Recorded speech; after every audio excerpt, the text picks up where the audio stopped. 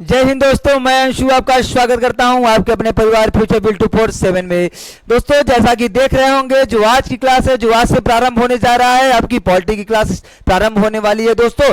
और आप देख रहे होंगे थंबनेल पे आपको दिख रहा होगा क्वेश्चन प्लस कॉन्सेप्ट। क्या question plus concept? Question plus concept या क्वेश्चन प्लस थ्योरी के साथ सेशन को पूर्ण रूप से कंप्लीट कराया जाएगा दोस्तों। तो सभी लोग ग्रुप में शेयर कर दे। और मैं एक ही चीज कहना चाहूंगा दोस्तों, क्योंकि आज से पॉलिटी की स्टार्ट होने वाली है। आज पॉलिटी आपका स्टार्ट हो जाएगा और आज से लगभग 10-12 दिन में सभी पॉलिटी को मैं बहुत अच्छे से कंप्लीट करा दूंगा और लगभग 500-600 क्वेश्चन कंप्लीट कराऊंगा दोस्तों। तो दोस्तों, मैं एक चीज कहूंगा, झूठा वादा नहीं करता, झूठा वादा नहीं करता, ये है हमारे परिवार की क्वालिटी। झूठा वादा नहीं करता, ये है हमारे परिवार की क्वालिटी। और सभी लोग सेशन को शेयर कर दे दोस्तों, क्योंकि आज की क्लास है पॉलिटी। ठीक है दोस्तों, आइए सेशन की शुरुआत करते हैं। किसके साथ? पॉलिटी के साथ दोस्तों, पॉलिटी के साथ। देख रहे होंगे जो आज का पहला प्रश्न है वो क्या है? संविधान सभा द्वारा भारतीय संविधान को कब पारित किया गया? कब पारित किया गया दोस्तों? आपको चारों ऑप्शन दिख रहे होंगे, सभी लोग इसका जवाब दें। उससे पहले मैं संविधान के बारे में कुछ बातें करना चाहूंगा। संविधान के बारे में कुछ बातें करना चाहूंगा दोस्तों। सबसे पहले सब लोग हमें बताएं संविधान होता क्या है और संविधान का अर्थ क्या होता है। संविधान का अर्थ क्या होता है दोस्तों? सभी लोग कमेंट बॉक्स में बताएं संविधान का अर्थ क्या होता है, संविधान की परिभाषा क्या होता है। सभी लोग दोस्त बताएं। अगर दोस्तों हम संविधान की परिभाषा बताएं तो क्या होता है? किसी देश या राष्ट्र का संचालन करने वाला जो लिखित संग्रह है या सिद्धांतों का संग्रह है, उसी को क्या कहते हैं? संविधान। तो हम कह सकते हैं ऐसा नियम या सिद्धांतों का संग्रह, ऐसा नियम का ऐसा नियम का संग्रह, ऐसा नियम का संग्रह जिसके द्वारा क्या किसी देश या किसी राष्ट्र का संचालन किया जाए। जिसके द्वारा क्या दोस्तों? जिसके द्वारा देश या राष्ट्र का संचालन किया जाए, देश का संचालन किया जाए दोस्तों, देश का संचालन किया जाए, देश का संचालन किया जाए, देश का संचालन किया जाए दोस्तों। ठीक है, ये आपका हो गया संविधान की परिभाषा। संविधान की परिभाषा, ठीक है दोस्तों। संविधान की अगर परिभाषा हम एक शायरी के माध्यम से बताएं दोस्तों, तो कह सकते हैं जिस तरह जन्म और मृत्यु है विधि का विधान, जिस तरह जन्म और मृत्यु है विधि का विधान, वैसे ही देश का संचालन करने वालों को क्या कहते हैं? संविधान। क्या कहते हैं दोस्तों? संविधान। सभी लोग को ऑडियो और वीडियो अगर एकदम क्लियर हो तो सभी लोग थंब इम्प्रेस कर दे और जय हिंद लिख दे दोस्तों। और फटाफट जोरदार तरीके से सब लोग शेयर कर दे और बता दे अंशु सर आ गए हैं और पॉलिटी की क्लास यहाँ पे बहुत बेहतरीन तरीके से चलने वाली है दोस्तों। आप लोग एक कलम एक कागज लेकर बैठे, क्योंकि आज का क्लास जो है उसमें बहुत कुछ खास होने वाला है और बहुत कुछ और दोस्तों आपसे वादा करता हूं, जो संविधान से डरता होगा, आप संविधान को फील करेंगे, आप आज अपने अधिकारों को जानेंगे दोस्तों। आज सब चीज आपको जानने को मौका मिलेगा दोस्तों। सभी लोग शेयर कर दें और सभी लोग एक पेन और एक कागज लेकर बैठ जाए दोस्तों। ठीक है दोस्तों, आशा करता हूं जो संविधान की परिभाषा है वो आपको समझ में आ गया होगा दोस्तों। उसी तरीके से अगर आप कंफ्यूज होते होंगे कि संविधान और राज व्यवस्था ये दोनों आप लोग एक ही कहते होंगे दोस्तों, लेकिन आज मैं आपको डिफरेंस बताऊंगा। राज व्यवस्था,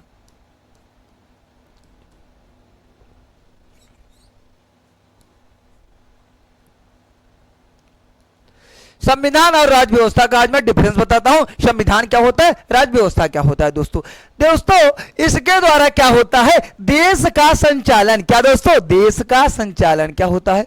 देश का संचालन।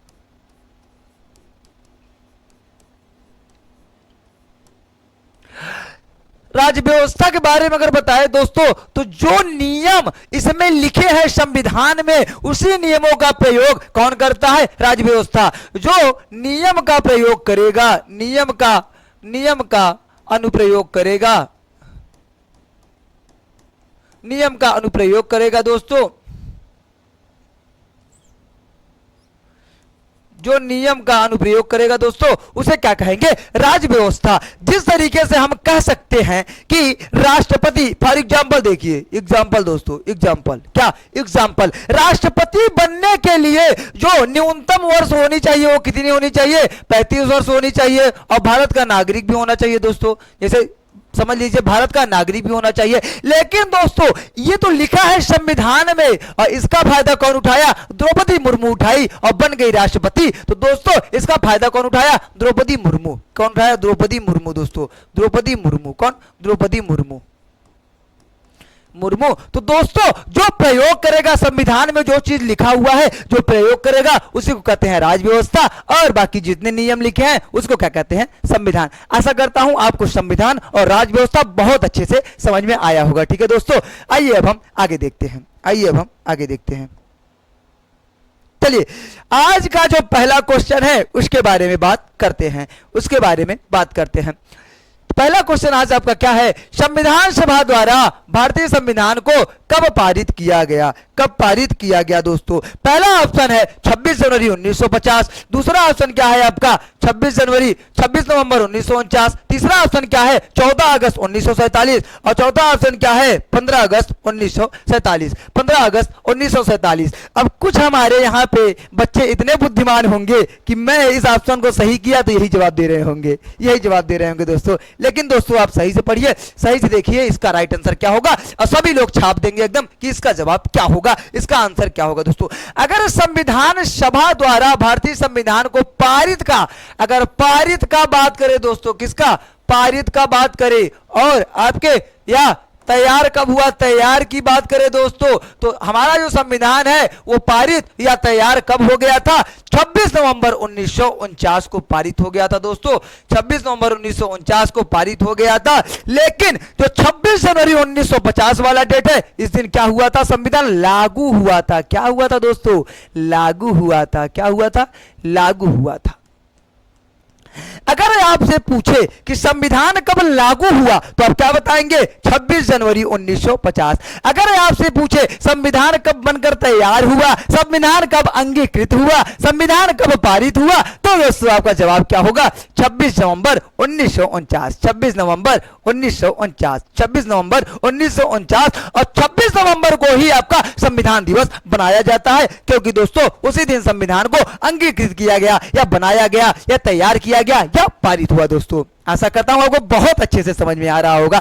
अगर हम 14 अगस्त 1947 के बारे में बात करेंगे तो इसी दिन, जैसे जिस तरीके से 15 अगस्त को भारत स्वतंत्रता दिवस मनाता है, और उसी तरीके से 14 अगस्त 1947 से कौन 14 अगस्त वाली डेट को क्या नाम है? नल्ला पाकिस्तान। दोस्तों कौन? नल्ला पाकिस्तान। कौन? नल्ला पाकिस्तान क्या मना रहा है? स्वतंत्रता दिवस। क्या मना रहा है दोस्तों? स्वतंत्रता दिवस।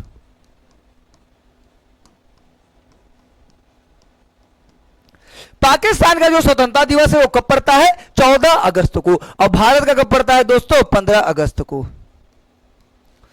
स्वतंत्रता दिवस।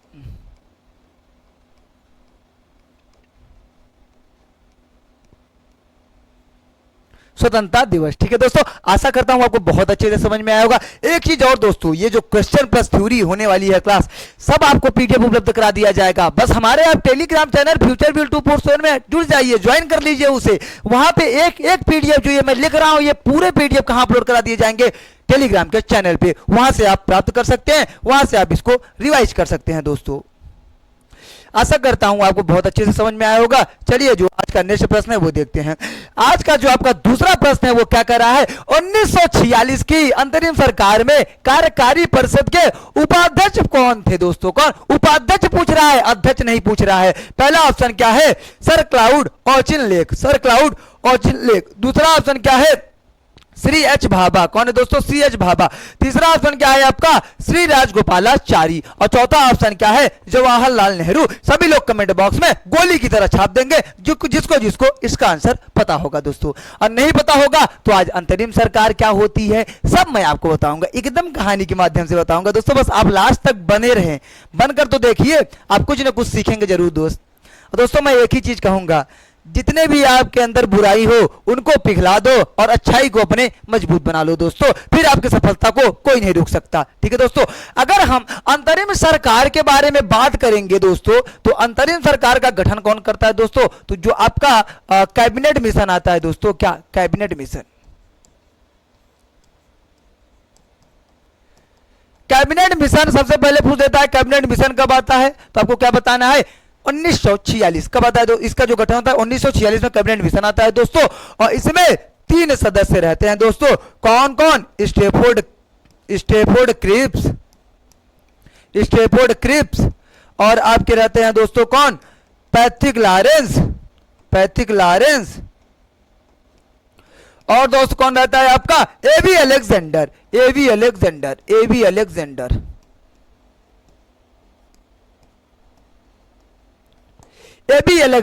3 सदस्य रहते हैं दोस्तों। और जो आपका पैट्रिक लॉरेंस है ये कौन रहता है? अध्यक्ष। ये कौन रहता है? अध्यक्ष दोस्तों। इसमें 3 ही सदस्य थे। आपको तीनों का नाम पूछ लेता है, निम्न में से कौन नहीं थे दोस्तों। तीनों का ऑप्शन दे देगा, चौथा ऑप्शन कुछ भी दे देगा, चाहे सीएच बाबा दे दे, जो भी दे देगा, जो राइट आंसर होगा वही देगा वो। अगर पूछेगा इनमें से कौन सदस्य नहीं था।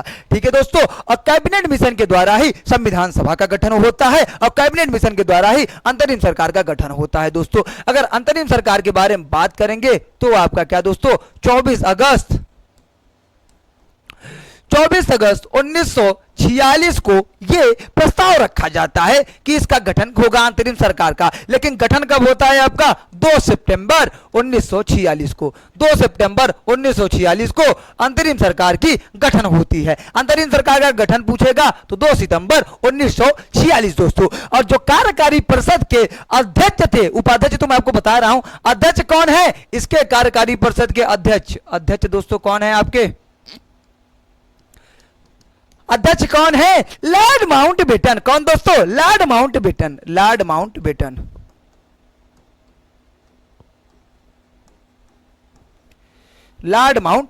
दोस्तों कौन है? Lord Mountbatten. अगर उपाध्यक्ष के बारे में बात करेगा तो जो आंसर जवाहरलाल नेहरू दे रहा होगा दोस्तों उसका जवाब बिल्कुल सही है दोस्तों।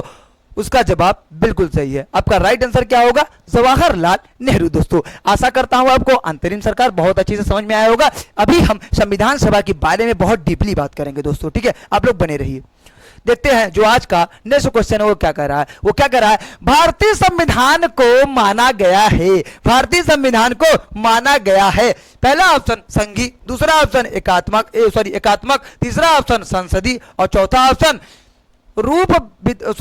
रूप विधान में संघी और भावना में एकात्मक। ये क्या कह रहा है कि जो रूप में है वो कैसा है? संघी है और भावना में क्या है? एकात्मक है दोस्तों। सभी लोग इसका जवाब देंगे कि इसका जवाब क्या होगा। सभी लोग सोच समझ के जवाब देंगे दोस्तों। सभी लोग सोच समझ के जवाब देंगे और मुझे आशा है सब लोग इसका जवाब दे रहे होंगे दोस्तों।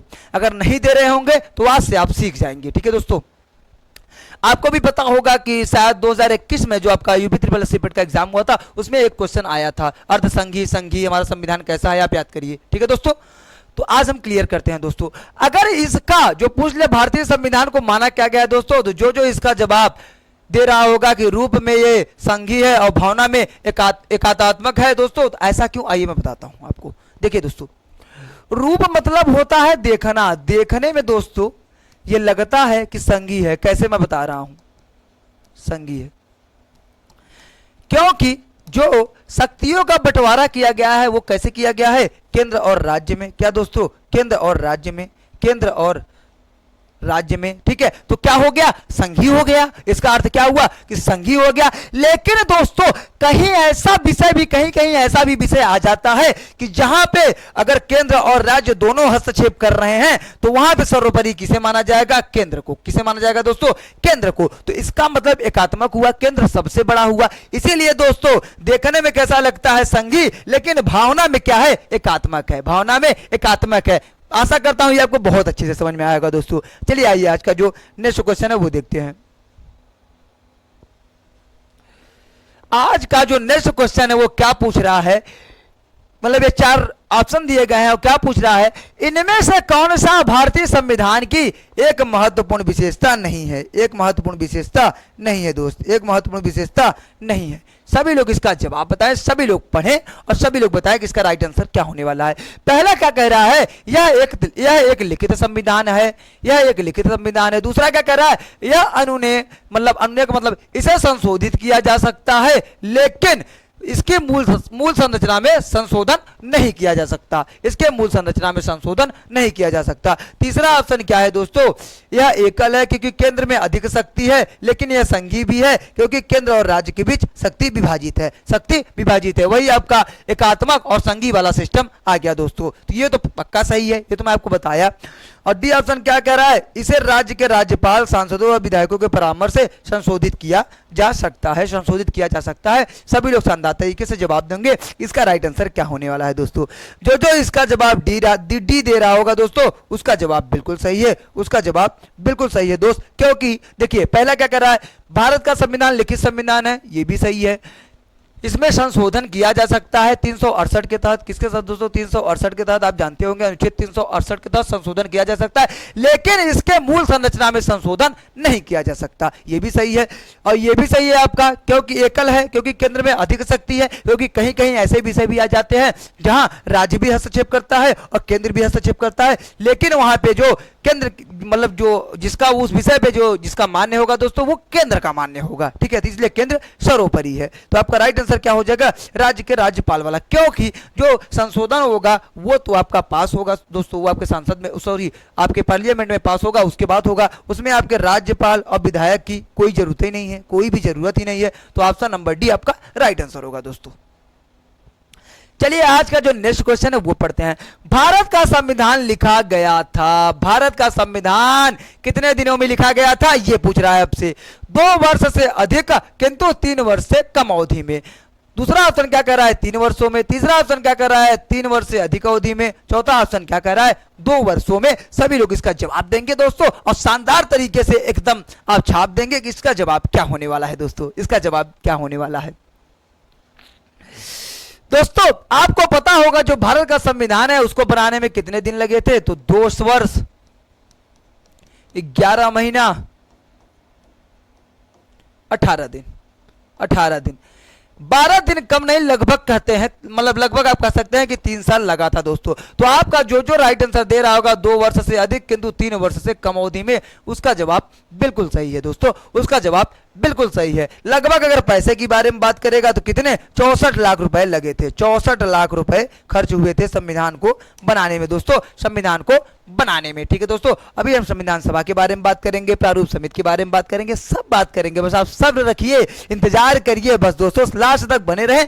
आज आपका जितने भी बेसिक जानकारी है आपके संविधान से सब आपको कंप्लीट करा दिया जाएगा, ठीक है दोस्तों।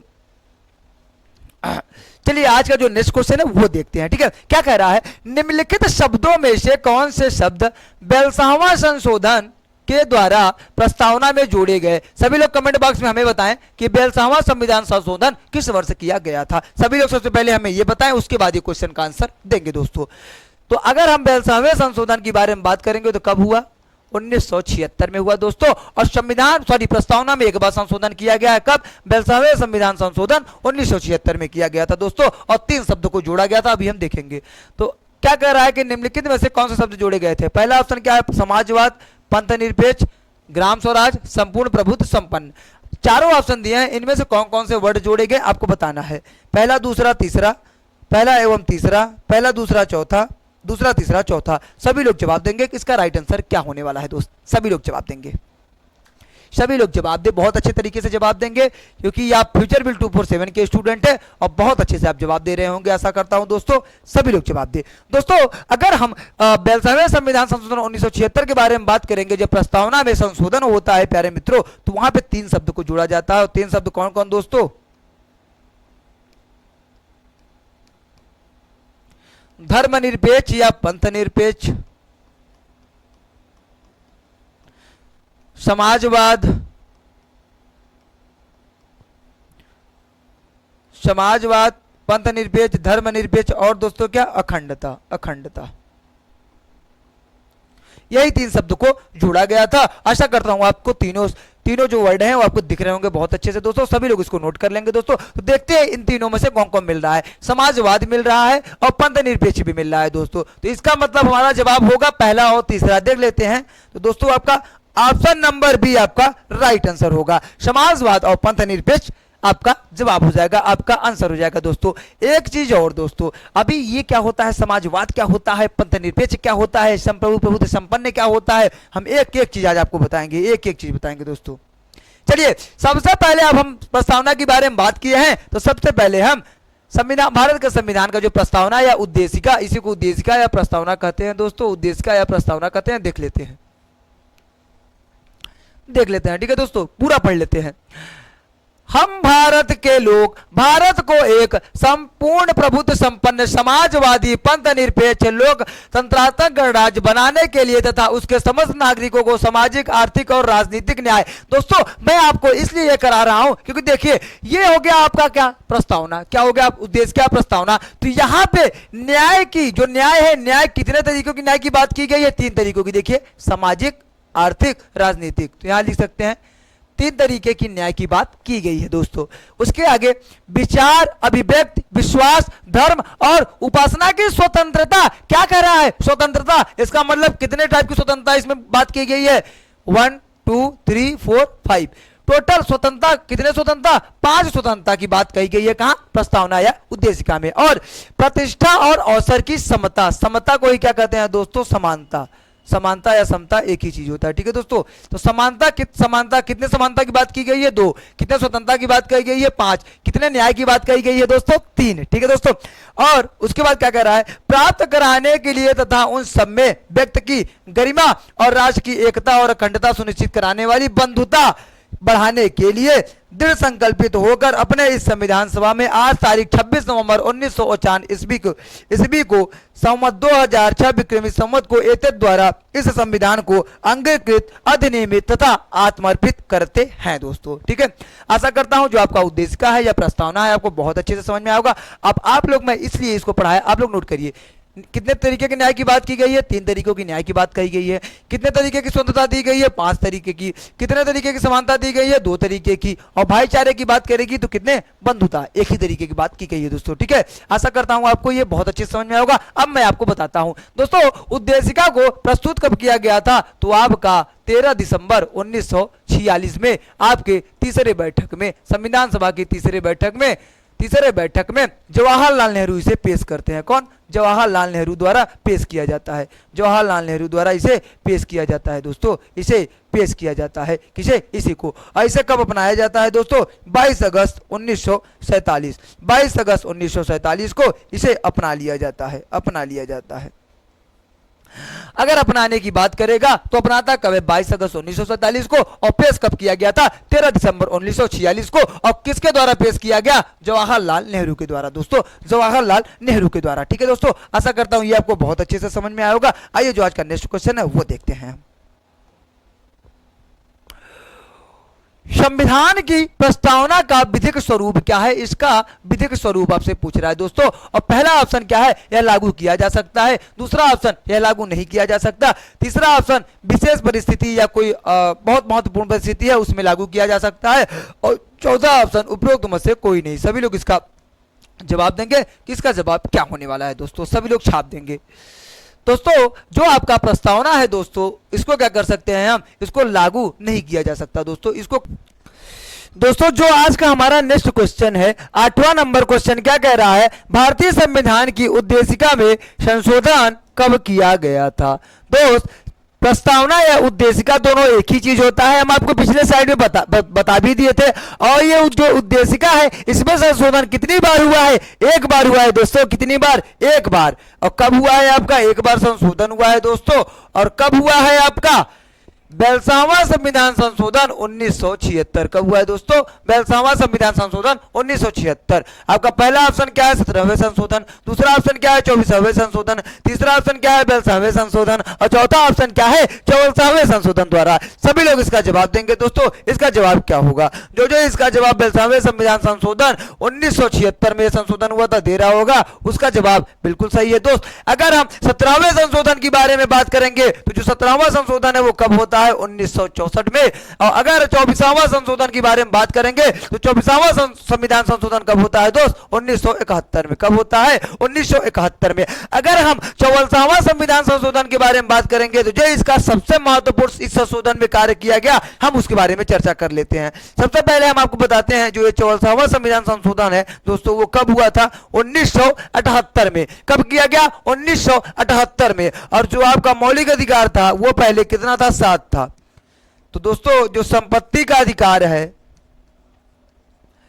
इसको मौलिक अधिकार में से हटाकर कहां रख दिया गया? आपका अनुच्छेद 300 में। अनुच्छेद 300 में, अनुच्छेद 300 में। पहले किस अनुच्छेद में था दोस्तों? ये अनुच्छेद 31 में था। अब कहां है? अनुच्छेद 300 में है। पहले ये 7वां नंबर का संपत्ति का अधिकार था दोस्तों, 6वां नंबर का था। 7वां तो संवैधानिक उपचारों का अधिकार था। जब इसको हटा दिया गया तो अब मूल अधिकार की संख्या कितनी बची है? 6 बची है। कितनी बची है दोस्त? 6 बची है। आशा करता हूं आपको क्वेश्चन नंबर 8 बहुत अच्छे से समझ में आया होगा। आइए जो आज का नेक्स्ट क्वेश्चन है वो देखते हैं। क्वेश्चन नंबर 9 आपसे क्या कह रहा है? हम भारत के लोग शब्दों का प्रयोग भारतीय संविधान में कहां किया गया? क्या पूछ रहा है? हम भारत के लोग शब्द कहां प्रयोग किया गया है? पहला ऑप्शन क्या है? नीति निर्देशक सिद्धांत। दूसरा ऑप्शन क्या है? मौलिक अधिकार। तीसरा ऑप्शन क्या है? नागरिकता। और चौथा ऑप्शन क्या है? संविधान की उद्देशिका या प्रस्तावना। संविधान की प्रस्तावना या उद्देशिका। क्या दोस्तों? उद्देशिका या प्रस्तावना। सभी लोग इसका जो राइट आंसर होगा जवाब देंगे कि इसका राइट आंसर क्या होगा। सभी लोग छाप देंगे दोस्तों कि इसका राइट आंसर क्या होगा। जो जो इसका राइट आंसर संविधान की प्रस्तावना दे रहा होगा उसका जवाब बिल्कुल सही है दोस्त। याद करिए, हम भारत के लोग भारत को एक संपन्न गणतंत्र राज्य बनाने के लिए दोस्तों, अभी मैंने आपको पूर्व स्लाइड में कुछ पहले स्लाइड में मैं आपको सब बताया कि जो न्याय है वो 3 प्रकार का है, स्वतंत्रता है वो 5 प्रकार का है, और आपका जो समानता है वो 2 प्रकार का है, और दोस्तों भ्रातृत्व या भाईचारा बंधुता 1 प्रकार का है दोस्तों। 1 प्रकार का बात किया गया है, एक तरह की बात की गई है। अगर हम नीति निर्देशक तत्व के बारे में बात करेंगे दोस्तों तो ये कहां से लिया गया है? आयरलैंड से। कहां से लिया गया है दोस्तों? आयरलैंड से, आयरिश संविधान से। मूल अधिकार के बारे में बात करेंगे दोस्तों, कहां से लिया गया है? अमेरिका से। कहां से दोस्तों? अमेरिका से। अमेरिका को क्या कहते हैं? यूएसए। ठीक है दोस्तों, यूएसए। कहीं कहीं यूएसए आ जाएगा तो आपको कंफ्यूज नहीं होना है, यूएसए कहीं कहीं ये भी आ जाएगा दोस्तों। अगर नागरिकता के बारे में बात करेंगे दोस्तों, इसको कहां से लिया गया है? ब्रिटेन से। ब्रिटेन से। भारत में कैसा नागरिकता है? एकल नागरिकता, केवल एक तरह की नागरिकता का प्रावधान है दोस्तों संविधान में। अगर हम संविधान की प्रस्तावना के बारे में बात करेंगे दोस्तों तो संविधान का प्रस्तावना में केवल एक बार संविधान संशोधन होता है। कब? 42वां संविधान संशोधन 1976 में होता है दोस्त, 1976 में होता है। अगर नीति निर्देशक तत्व के बारे में बात करेंगे, जो इसका आर्टिकल है वो 36 से 51 अनुच्छेद तक है, और मौलिक अधिकार दोस्तों 12 से लेकर 35 तक है। और अगर नागरिकता के बारे में बात करेंगे दोस्तों, नागरिकता के बारे में बात करेंगे तो 5 से लेकर 11 तक है दोस्तों। आर्टिकल 5 से 11 क्या है आपका? 5 से 11 नागरिकता, क्योंकि ये भाग 2 में है। भाग 1 में क्या है? संघ राज्य क्षेत्र है दोस्तों, ठीक है। भाग 2 में नागरिकता 5 से 11, भाग 3 में मौलिक अधिकार 12 से 35, भाग 4 में नीति निर्देशक तो 36 से 51, भाग 4 के क्रम में क्या है दोस्तों? मूल कर्तव्य। सभी लोग कमेंट बॉक्स में बताएंगे कि मूल कर्तव्यों की संख्या कितनी है दोस्तों, मूल कर्तव्यों की संख्या कितनी है, ठीक है। सभी लोग एक बार सेशन को शेयर कर दे दोस्तों, सभी को अपने दोस्तों को बुला दे कि यहाँ पे संविधान की जोरदार क्लास चल रही है दोस्तों, और प्रश्नों की श्रृंखला बहुत बेहतरीन तरीके से चल रही है। क्वेश्चन नंबर 10 क्या कह रहा है वो देखते हैं। भारत के संदर्भ में निम्न में से कौन धर्मनिरपेक्ष शब्द का सही भाव व्यक्त करता है? ये आपसे क्या पूछ रहा है? जो धर्मनिरपेक्ष शब्द है या पंथ निरपेक्ष शब्द है उसका जो असली रियल जो अर्थ होता है वो क्या होता है? पहला क्या कह रहा है? भारत में अनेक धर्म है। दूसरा क्या कह रहा है? कि भारतीयों को धार्मिक स्वतंत्रता प्राप्त है। तीसरा क्या कह रहा है? धर्मानुपालन व्यक्ति की इच्छा पर निर्भर है। चौथा क्या कह रहा है दोस्तों? भारत में राज्य का कोई धर्म नहीं है। सभी लोग कमेंट बॉक्स में इसका आंसर छाप देंगे दोस्तों कि इसका राइट आंसर क्या होगा। गोली की तरह छापेंगे दोस्तों, गोली की तरह छापेंगे, गोली की तरह इसका जवाब छाप देंगे दोस्तों। जो जो इसका जवाब दे रहा होगा भारत में राज्य का कोई धर्म नहीं होगा, उसका जवाब बिल्कुल सही है दोस्तों। पंथ निरपेक्ष या धर्म निरपेक्ष का यह अर्थ होता है दोस्तों कि जो भी अगर कोई राज्य है तो कोई अपना वो राज्य पर्सनल अपना धर्म नहीं घोषित करेगा, सबका जो धर्म है वो सब है। बाकी ये कि अगर कोई राज्य चाहे कि मैं अपना पर्सनल धर्म बना लूं, हिंदू है ये हिंदू राज्य है, मुस्लिम राज्य है, ऐसा दोस्तों कहीं नहीं प्रावधान है। उसी कहा जाता है धर्मनिरपेक्ष। क्या कहा जाता है दोस्तों? धर्मनिरपेक्ष। धर्मनिरपेक्ष या पंथ निरपेक्ष एक ही चीज है दोस्तों। अगर हम क्वेश्चन नंबर 11 के बारे में बात करेंगे तो क्या कर रहा है? निम्नलिखित में से किसने पहले 1935 में संविधान सभा का सुझाव प्रस्ताव किया था? मतलब 1935 में संविधान सभा की मांग किसने की थी, ये आपसे पूछ रहा है दोस्तों, यही आपसे वो पूछ रहा है। तो आपका पहला ऑप्शन क्या है? नेहरू। दूसरा ऑप्शन है गांधी। तीसरा ऑप्शन है जेबी नारायण। चौथा ऑप्शन क्या है? एमएन राय। एमएन राय दोस्तों। सभी लोग कमेंट बॉक्स में गोली की तरह छाप देंगे कि इसका राइट आंसर क्या होगा दोस्तों। 1935, पहले आप स्क्रीन पे देखिए क्वेश्चन का क्या पूछ रहा है। 1935 में संविधान सभा की मांग किसने की थी? 1935 की कहानी दोस्तों। 1935 में कौन संविधान सभा की मांग करता है? सभी लोग कमेंट बॉक्स में बताएं इसका राइट आंसर क्या होगा दोस्तों।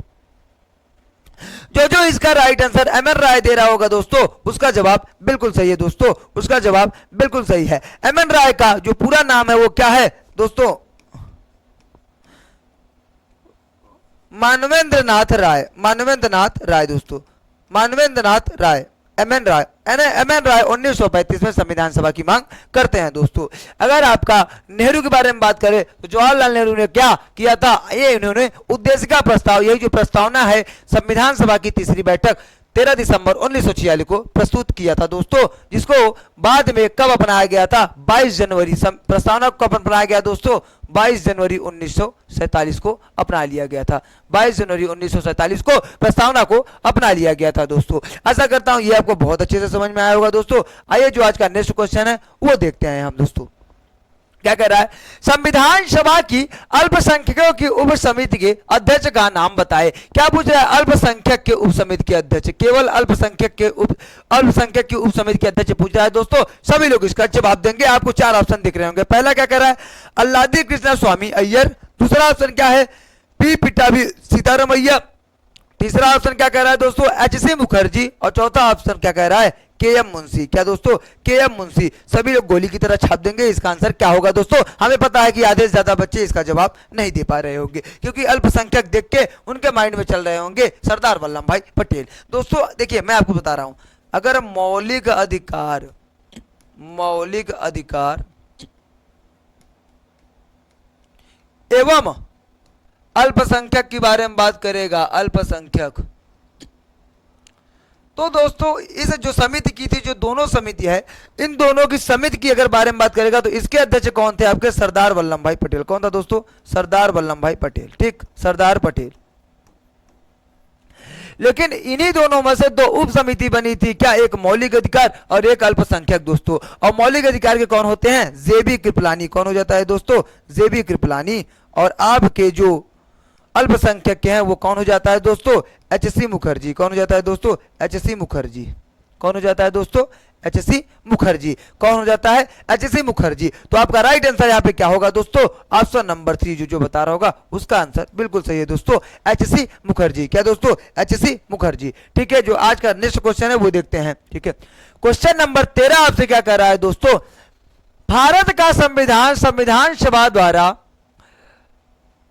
डैश को अपनाया गया था और 26 जनवरी 1950 को लागू हुआ था। पहला ऑप्शन क्या है? 29 अक्टूबर 1949। दूसरा ऑप्शन क्या है? 22 दिसंबर 1949। तीसरा ऑप्शन क्या है? 26 नवंबर 1949। और चौथा ऑप्शन क्या है? 3 जनवरी 1950। दोस्तों यहां पे क्वेश्चन क्या पूछ रहा है? चाहे अपनाया गया पूछे, चाहे अंगीकृत पूछे, चाहे पारित पूछे, चाहे तैयार पूछे, दोस्तों सबका एक ही आंसर होगा। सभी लोग इसका आंसर छाप देंगे कि इसका जवाब क्या होगा। दोस्तों याद करिए, पहला क्वेश्चन इसी पे था और मैं आपको शानदार तरीके से समझाया हूं दोस्तों, बहुत अच्छे तरीके से समझाया हूं। जो जो इसका जवाब दे रहा होगा 26 नवंबर 1949 दोस्तों, उसका जवाब बिल्कुल सही है। 26 नवंबर 1949 को जो हमारा संविधान है वो बनकर तैयार हो गया था, अंगीकृत हो गया था दोस्तों, अपनाया गया था दोस्तों। और लेकिन लागू कब किया गया? 26 जनवरी 1950। दोस्तों आइए 26 जनवरी की कहानी हम सुनते हैं।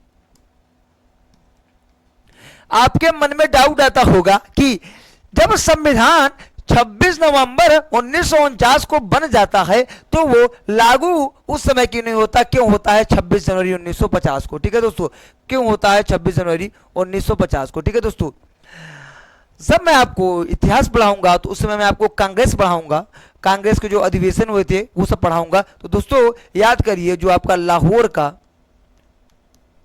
लाहौर का अधिवेशन 1929, लाहौर अधिवेशन दोस्तों 1929, लाहौर अधिवेशन 1929। और आपके कौन थे अध्यक्ष? जवाहरलाल नेहरू। कौन था दोस्त? जवाहरलाल नेहरू। जवाहरलाल नेहरू अध्यक्ष थे दोस्तों। उसी समय ये क्या कहते हैं, क्योंकि मोतीलाल नेहरू डोमिनेट स्टेट की बात करते हैं दोस्तों, और वहीं भी ये क्या कहते हैं कि आने वाले 26 जनवरी को हम लोग क्या मनाएंगे? स्वतंत्रता दिवस मनाएंगे या स्वाधीनता दिवस मनाएंगे दोस्तों? स्वतंत्रता दिवस मनाएंगे, स्वतंत्रता दिवस मनाएंगे आने वाले 26 जनवरी को। तो प्रथम स्वतंत्रता दिवस कब मनाया गया था दोस्तों? 26 जनवरी 1930 को, 26 जनवरी 1930 को दोस्तों, 26 जनवरी 1930 को, क्योंकि ये लाहौर अधिवेशन 1929 में ये बोलते हैं आने वाले 26 जनवरी 1930 को इन लोग स्वतंत्रता दिवस या स्वाधीनता दिवस मनाते हैं दोस्तों, या स्वाधीनता दिवस मनाते हैं। इसीलिए इस दिन को स्पेशल करने के लिए, ये दिन स्पेशल था, इसीलिए जो संविधान है बन के तैयार हो गया था 26 नवंबर को, 26 नवंबर 1949 को ही दोस्तों। लेकिन लागू कब कब किया गया, इसी डेट पे लागू कर दिया गया, जिसके उपलक्ष्य में क्या मनाया जाता है 26 जनवरी को, गणतंत्र दिवस। क्या मनाया जाता है दोस्तों, गणतंत्र दिवस, गणतंत्र दिवस, गणतंत्र दिवस दोस्तों। ठीक है दोस्तों, सभी लोग थंब इम्प्रेस कर दे और जय हिंद लिखते रहा करिए दोस्तों, जय हिंद लिखेंगे ताकि मैं एनर्जेटिक रहूं। आपके एक जय हिंद से मेरे एकदम एनर्जेटिक से एकदम मेरे अंदर बहुत ज्यादा एनर्जी आ जाती है दोस्तों। जो क्वेश्चन नंबर 14 है वो देखिए क्या कह रहा है, भारतीय संविधान सभा में कुल कितनी महिला सदस्य थी, कुल कितनी महिला सदस्य थी दोस्तों। आ गया संविधान सभा। अब हम संविधान सभा के बारे में एकदम ब्रीफ, एकदम डीप बताने की कोशिश करेंगे आपसे दोस्तों। आपका पहला ऑप्शन क्या है 12, दूसरा ऑप्शन है 13, तीसरा ऑप्शन है 15 और चौथा ऑप्शन है 17। इसका राइट आंसर क्या होगा, सभी लोग कमेंट बॉक्स में छाप देंगे दोस्तों। इसका सही उत्तर क्या होने वाला है, देखता हूं आज कौन कौन बाजी मारता है, कौन कौन इस प्रश्न का सही जवाब देता है दोस्तों।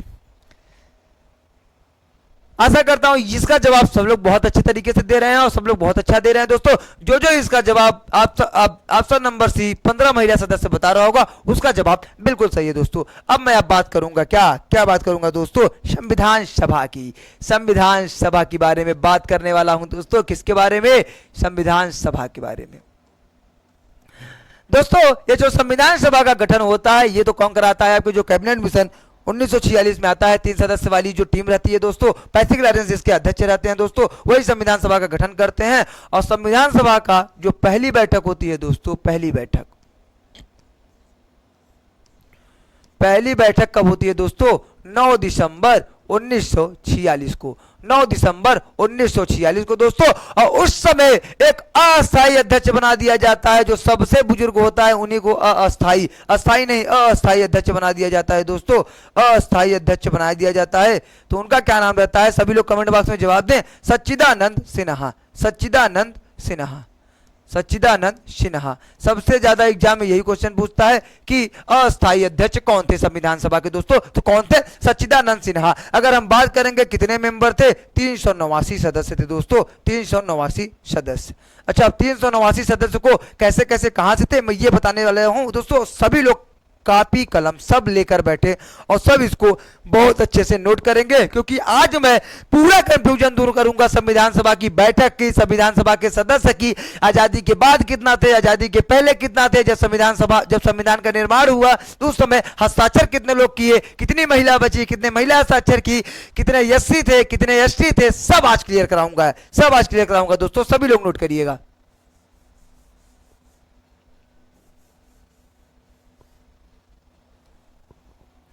दोस्तों। 389 सदस्य में जो आपके सदस्य 292 थे वो कहां से थे, प्रांत से। कहां से थे दोस्तों, प्रांत से। 4 सदस्य कहां थे दोस्तों, चार जो सदस्य थे वो कहां से थे, चीफ कमिश्नरी से थे, चीफ कमिश्नरी से थे। कहां से दोस्तों, चीफ कमिश्नरी से थे। और 93 आपके कहां से दोस्तों, 93 कहां से आप कितने थे, देसी रियासत से। कहां थे दोस्तों, कहां से थे दोस्तों, देसी रियासत से, देसी रियासत से। जो ये 93 है ये मनोनीत होंगे, क्या होंगे दोस्तों, ये मनोनीत होंगे। आपसे प्रश्न पूछ लेता है कि जो देसी रियासत वाले सदस्य थे वो चुने गए थे कि मनोनीत हो गए थे दोस्तों, तो वो मनोनीत हुए थे। और बाकी जो ये 296 है, 92 + 4, 292 + 4, इनका क्या हुआ था दोस्तों, अप्रत्यक्ष चुनाव हुआ था दोस्तों। ये चुने गए थे, इनका चुनाव हुआ था दोस्तों, इनका चुनाव हुआ था दोस्तों। क्या हुआ था, चुनाव हुआ था दोस्तों। और जो इसका नियम था वो हर एरिया में 10 लाख पे एक सदस्य थे दोस्तों, 10 लाख पे एक सदस्य थे, सभी लोग जान लेंगे। जो संविधान सभा की दोस्तों दूसरी बैठक होती है, कौन सी बैठक, दूसरी बैठक। संविधान सभा की जो दूसरी बैठक होती है, दूसरी बैठक की एक इंपॉर्टेंट चीज है, मैं वही बताने जा रहा हूं। जो दूसरी बैठक होती है वो कब होती है, 11 दिसंबर 1946 को, दूसरे दिन दोस्तों, 2 दिन बाद, 1 दिन बाद। और इस समय क्या होता है, अस्थायी अध्यक्ष चुन लिया जाता है। क्या चुन लिया जाता है, अस्थायी अध्यक्ष चुन लिया जाता है दोस्तों। और अस्थायी अध्यक्ष किसको बनाया जाता है, डॉक्टर राजेंद्र प्रसाद को, डॉक्टर राजेंद्र प्रसाद को दोस्तों, डॉक्टर राजेंद्र प्रसाद को। सभी लोग बताएं डॉक्टर राजेंद्र प्रसाद को किस नाम से पुकारा जाता था, किस नाम से पुकारा जाता था दोस्तों, डॉक्टर राजेंद्र प्रसाद को। कौन, डॉक्टर राजेंद्र प्रसाद को दोस्तों। और उपाध्यक्ष, जो अस्थायी उपाध्यक्ष बनाया गया वो किसे बनाया गया दोस्तों, उपाध्यक्ष किसको बनाया गया, आपके एचएससी मुखर्जी को। किसको दोस्तों, एचएससी मुखर्जी को, एचएससी मुखर्जी को, एचएससी मुखर्जी को। संविधान की संवैधानिक सलाहकार किसे बनाया गया दोस्तों, संवैधानिक सलाहकार किसे बनाया गया प्यारे मित्रों, सभी लोग कमेंट बॉक्स में बताएंगे किसको बनाया गया दोस्तों, BN राव को। किसको दोस्तों, BN राव को, BN राव को। सभी लोग हमें बताएं BN का फुल फॉर्म क्या होता है, बेनगल नरसिम्हा राव। बेनगल नरसिम्हा राव दोस्तों संवैधानिक सलाहकार किसे बनाया जाता है, BN राय को। ये जो मैं आपको लिखवाया हूं ये भी पूछता है आपसे, ये भी पूछता है अस्थायी अध्यक्ष, संवैधानिक सलाहकार भी पूछता है दोस्तों। सभी लोग इसको देख लें, सभी लोग इसको अच्छे से नोट कर ले दोस्तों। और जो ये चाहता है, ये PDF चाहता है दोस्तों, ये जो मैं लिखा हूं, अगर आप लिखना नहीं चाहते, ये PDF चाहते हैं, तो आप टेलीग्राम चैनल फ्यूचर विल 247 पे ज्वाइन करके दोस्तों ये सब आप पा सकते हैं, ये सब आप पा सकते हैं दोस्तों। अब मैं बात करूंगा दोस्तों तीसरी बैठक की। जो तीसरी बैठक होती है दोस्तों उसकी भी एक कहानी है। क्या है, तीसरी बैठक कब होती है, 13 दिसंबर 1946 को होती है दोस्तों। और इसी में क्या करते हैं आपके पंडित जवाहरलाल नेहरू। कौन दोस्तों, पंडित जवाहरलाल नेहरू। पंडित जवाहरलाल नेहरू क्या करते हैं, पंडित जवाहरलाल नेहरू प्रस्तावना या उद्देशिका प्रस्ताव को पेश करते हैं, प्रस्तावना या उद्देशिका को पेश करते हैं, प्रस्तावना या उद्देशिका को पेश करते हैं दोस्तों, प्रस्तावना या उद्देशिका को पेश करते हैं दोस्तों। अब प्रस्तावना या उद्देशिका को पेश कब की गई, 13 दिसंबर 1946। किसके द्वारा, पंडित जवाहरलाल नेहरू के द्वारा दोस्तों। वही अगर बात करेंगे कि प्रस्तावना को कब स्वीकार कर लिया गया, कब स्वीकार कर लिया गया, तो राइट आंसर क्या होने वाला है, 22 जनवरी 1947 दोस्तों, 22 जनवरी 1947, 22 जनवरी 1947 दोस्तों। आशा करता हूं आपको बहुत अच्छे से समझ में आया होगा। अब मैं बात करूंगा आजादी के बाद कितने मेंबर बचते हैं, आजादी के बाद कितने मेंबर बचते हैं दोस्तों, आजादी के बाद कितने मेंबर बचते हैं। ठीक है, आजादी के बाद दोस्तों जो आजादी होता है उसके पश्चात कितने सदस्य बचते हैं, 299। 299 में दोस्तों आपके जो 229 रहते हैं वो कहां से हो जाते हैं, प्रांतों से हो जाते हैं दोस्तों। और आपके जो 70 रहते हैं वो कहां रहते हैं, देसी रियासत से हो जाते हैं, देसी रियासत से, देसी रियासत से। ठीक है दोस्तों, देसी रियासत से, देसी रियासत से। ठीक है, अगर हम इसमें भी बात करें दोस्तों, जो आपके 26 रहते हैं, एससी कितने रहते हैं, 26, और एसटी कितने रहते हैं दोस्तों, 33। एससी को क्या कहा जाता है, अनुसूचित जाति, और एसटी क्या कहा जाता है, अनुसूचित जनजाति। क्या दोस्तों, अनुसूचित जनजाति। आशा करता हूं आपको बहुत अच्छे से समझ में आएगा दोस्तों। और जो महिलाओं की संख्या थी वो कितनी थी, 15 थी, 15 थी दोस्तों। अब मैं यहां बात करता हूं कि जब संविधान बन के तैयार हुआ, जब बन के तैयार हुआ दोस्तों, अंतिम बैठक कब हुई, संविधान की टोटल बैठक हुई है दोस्तों, संविधान सभा की टोटल बैठक कितनी हुई है, 12 बैठक। कितनी दोस्तों, 12 बैठक, 12 बैठक हुई है दोस्ती। और अंतिम बैठक 12वां बैठक कब हुई है दोस्तों, अंतिम बैठक कब हुई है, 24 जनवरी 1950 को, 24 जनवरी 1950 को अंतिम बैठक होती है दोस्तों। और इसी में जो कितने लोग हस्ताक्षर किए थे, 284 लोग हस्ताक्षर किए थे, साइन किए थे, किस पे, संविधान पे दोस्तों, संविधान पे। जिसमें से कितनी महिला थी दोस्तों, 8 महिला थी, 8 महिला सदस्य भी हस्ताक्षर की थी। यही आपसे पूछेगा कि कितनी महिला हस्ताक्षर की थी, 8 महिला दोस्तों हस्ताक्षर की थी। अगर आपसे पूछ ले आजादी के बाद कितनी महिला सदस्य बची थी, 12 बची थी, 3 चली गई थी दोस्तों, क्योंकि बांग्लादेश वाले एरिया से 3 आई थी। इसलिए जो बांग्लादेश वाला एरिया है वो आपका बांग्लादेश से पूर्व पाकिस्तान था, तो 3 वहां चली गई थी दोस्तों, 3 वहां की थी। आशा करता हूं आपको बहुत अच्छे से समझ में आया होगा। अब आइए हम देखते हैं क्या क्वेश्चन था दोस्तों। तो यहाँ पे क्या पूछ रहा है, भारतीय संविधान सभा में कुल कितनी महिला सदस्य थी दोस्तों, तो कितनी थी, 15 थी। आशा करता हूं संविधान सभा आपको बहुत अच्छे से समझ में आया होगा और इसे आप कभी नहीं भूलेंगे दोस्तों, इसे आप कभी नहीं भूलेंगे। चलिए आज का जो नेक्स्ट क्वेश्चन है वो देखते हैं। क्वेश्चन नंबर 15 क्या कह रहा है आपसे, संविधान सभा के पहले अध्यक्ष कौन थे। पहला अध्यक्ष पूछ रहा है दोस्तों, ना अस्थाई लिखा है, ना अस्थाई लिखा है, ना अस्थाई लिखा है। कंफ्यूज नहीं होना, अभी मैं समझा रहा हूं। पहला ऑप्शन क्या है, भीमराव अंबेडकर। दूसरा ऑप्शन है सच्चिदानंद सिन्हा। तीसरा ऑप्शन क्या है, डॉक्टर राजेंद्र प्रसाद। और चौथा ऑप्शन क्या है, उपयुक्त में से कोई नहीं, उपयुक्त में से कोई नहीं। सभी लोग इसका जवाब दें दोस्तों, इसका राइट आंसर क्या होगा, सभी लोग बताएं हमें कि इसका राइट आंसर क्या होगा दोस्तों। मैं जानता हूं कोई कोई मार रहा होगा ऑप्शन बी, कोई कोई मार रहा होगा ऑप्शन सी। कंफ्यूजन है, मैं समझ रहा हूं, क्योंकि मैं वहां पे अस्थाई और अस्थाई नहीं लिखा हूं इसीलिए। लेकिन दोस्तों सबसे पहले आप पकड़िए, जब संविधान सभा की जब पहली बैठक हो रही है, इसमें अस्थायी और स्थायी से हमसे मतलब नहीं है, अध्यक्ष से मतलब है। तो आपका राइट आंसर क्या होने वाला है यहाँ? डॉक्टर सच्चिदानंद सिन्हा। क्या होने वाला है दोस्तों? सच्चिदानंद सिन्हा।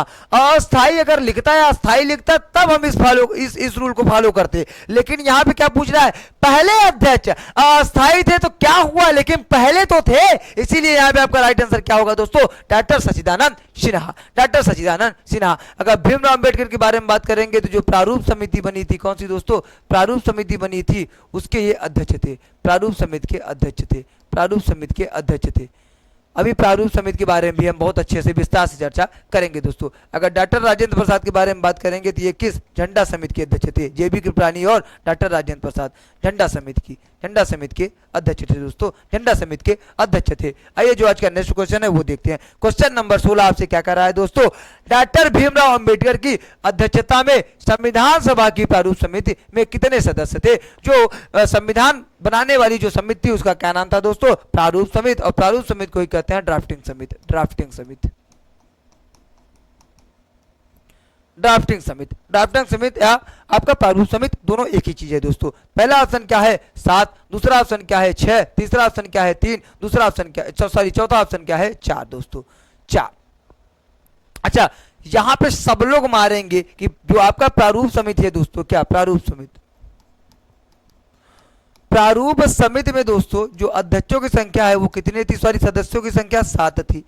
ठीक है, 7 थी। अब सब लोग कमेंट में आप सब लोग 7 बता रहे होंगे, मैं जानता हूं, और वहीं पे आप गलती कर रहे हैं क्योंकि आप प्रश्नों को सही से पढ़ ही नहीं रहे हैं, प्रश्नों को आप सही से समझने की कोशिश ही नहीं कर रहे हैं। देखिए यहाँ क्या कह रहा है? डॉक्टर भीमराव अंबेडकर की अध्यक्षता में संविधान सभा की प्रारूप समिति में कितने अन्य अदर पूछ लिया है। अन्य मतलब अदर पूछ लिया है, इसका मतलब भीमराव अंबेडकर को साइड करके बात कर रहा है। तो कितने होंगे दोस्तों? Option number B 6। अगर भीमराव अंबेडकर को साइड कर देंगे तो कितने सदस्य बचे? 6 ही बचे। प्रारूप समिति में कितने सदस्य थे दोस्तों? 7 थे। अध्यक्ष कौन था आपके? भीमराव अंबेडकर अध्यक्ष थे दोस्तों। और अगर हम बात करेंगे प्रारूप समिति की कब इसको स्वीकारा गया था दोस्तों, तो आपका 29 अगस्त 1947 को इसको जिम्मेदारी सौंप दी जाती है संविधान बनाने का दोस्तों, संविधान बनाने का। आइए हम बात कर लेते हैं जो अन्य इसके सदस्य थे उनके बारे में दोस्तों। जो आपके भीमराव अंबेडकर थे वो क्या थे? अध्यक्ष थे दोस्तों। प्रारूप समिति के क्या थे? अध्यक्ष थे।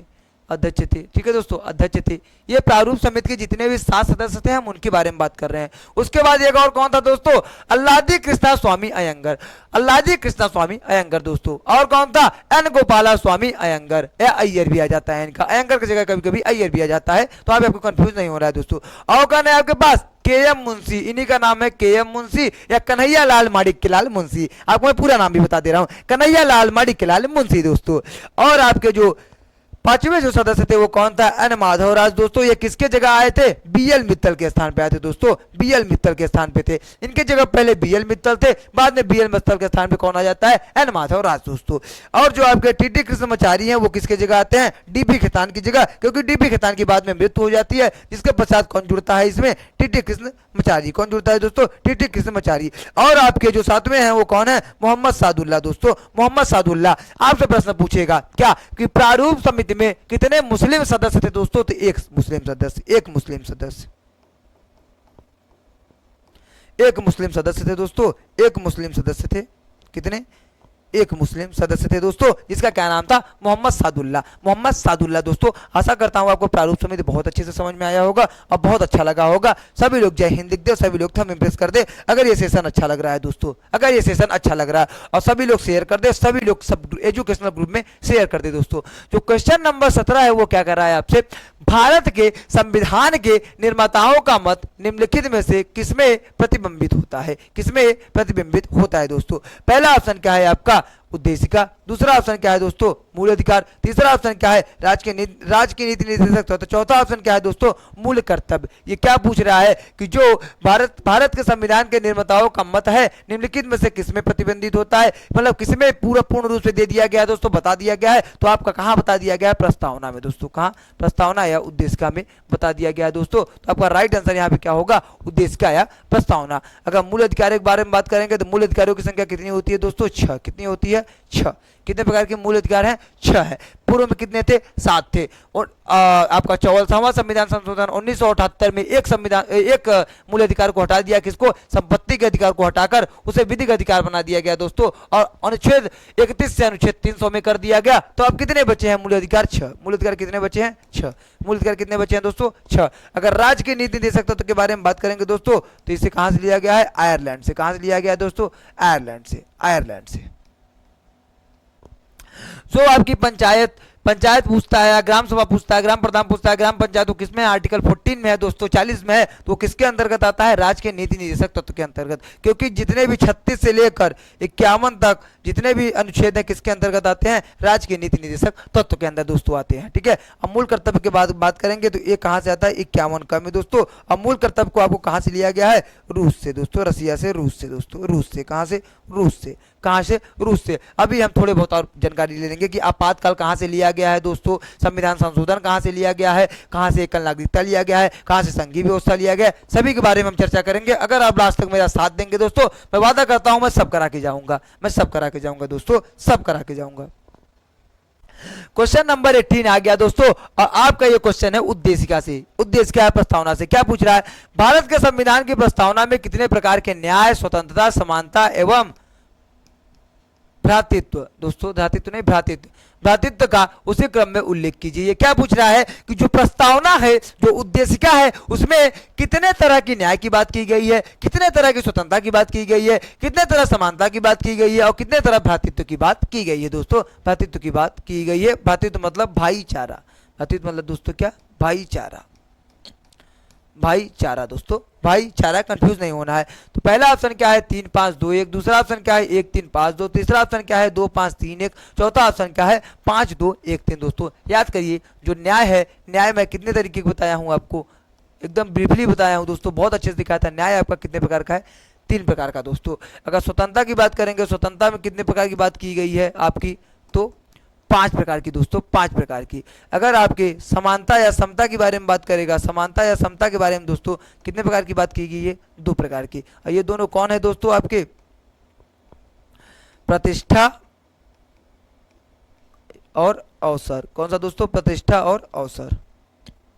तो आपका जो भाईचारा है, वहां पे केवल किसकी बात कही गई है, बंधुता की बात कही गई है, केवल एक की बात की गई है दोस्तों। तो आपका आंसर क्या होने वाला है, 3 5 2 1। 3 5 2 1। तो आपका ऑप्शन नंबर ए बिल्कुल सही जवाब है दोस्तों। इस क्वेश्चन को आप चाहते यहीं स्क्रीनशॉट कर ले, ये मोस्ट इंपॉर्टेंट क्वेश्चन है, और ये क्वेश्चन से आपका कितने क्वेश्चन तैयार हो रहा है आप देख सकते हैं दोस्तों, आप देख सकते हैं। चलिए आज का जो नेक्स्ट क्वेश्चन है वो देखते हैं। क्वेश्चन नंबर 19 क्या कह रहा है आपसे दोस्तों, भारतीय संविधान की प्रस्तावना में समाजवादी शब्द किस संशोधन के तहत जोड़ा गया था। किस समाजवादी शब्द किस संशोधन के तहत जोड़ा गया था दोस्तों। मैं आपको बताया हूं कि समाजवादी, पंथ निरपेक्ष और अखंडता कब जोड़ा गया, बहुत अच्छे से बताया हूं दोस्तों। सभी लोग इसका जवाब देंगे, सभी प्यारे दोस्तों, सभी प्यारे मित्रों से अनुरोध है कि इसका जवाब बहुत अच्छे तरीके से। पहला ऑप्शन क्या है, 42वां संविधान संशोधन। दूसरा ऑप्शन है 44वां। तीसरा ऑप्शन है 46वां, और चौथा ऑप्शन है 74वां। सभी लोग जवाब देंगे दोस्तों, बेहतरीन तरीके से इसको छाप देंगे दोस्तों। जो इसका जवाब 42वां संविधान संशोधन दे रहा होगा, कब हुआ था, 1976 में, उसका जवाब बिल्कुल सही है दोस्तों। कौन कौन से शब्द जोड़े गए थे, आपका समाजवादी, ठीक, पंथ निरपेक्ष या धर्म निरपेक्ष, और आपका दोस्तों क्या, अखंडता। क्या, अखंडता। अखंडता। यही 3 शब्द को 42वें संविधान संशोधन 1976 में प्रस्तावना या उद्देशिका में जोड़ा गया था दोस्तों। अगर 44वें संविधान संशोधन की बात करें, कब होता है दोस्तों, 1978 में है। और यहां से क्या करते हैं, संपत्ति के अधिकार को हटा देते हैं दोस्तों, संपत्ति के अधिकार को हटा देते हैं, संपत्ति के अधिकार को हटा देते हैं। इसको मौलिक अधिकार से क्या बना देते हैं, विधिक अधिकार बना देते हैं दोस्तों, विधिक अधिकार। आइए जो आज का नेक्स्ट क्वेश्चन है वो देखते हैं। क्वेश्चन नंबर 20 क्या कह रहा है, निम्नलिखित में से कौन भारत को धर्मनिरपेक्ष राज्य वर्णित करता है। धर्मनिरपेक्ष राज्य वर्णित करता है मतलब ये क्या पूछ रहा है, जो धर्मनिरपेक्ष शब्द है वो कहां पे निहित है, कहां पे वर्णित है, कहां पे लिखा गया है दोस्तों, यही पूछ रहा है आपसे। पहला ऑप्शन है मूल अधिकार, दूसरा ऑप्शन है संविधान की प्रस्तावना, तीसरा ऑप्शन है 9वीं अनुसूची, और चौथा ऑप्शन क्या है, राज्य के नीति निदेशक तत्व। सभी लोग इसका जवाब देंगे कि इसका राइट आंसर क्या होगा दोस्तों, सभी लोग जवाब देंगे।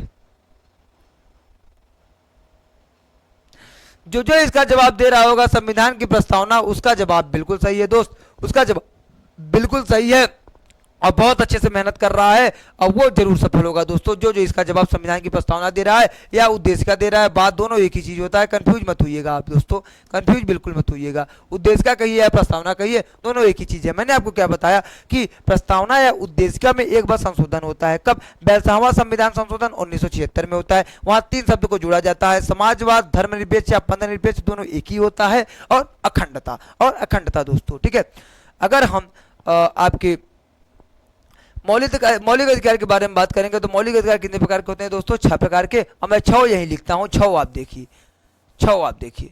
पहला क्या हो गया दोस्तों आपका? समता का अधिकार या समानता का अधिकार, समता या समानता का अधिकार।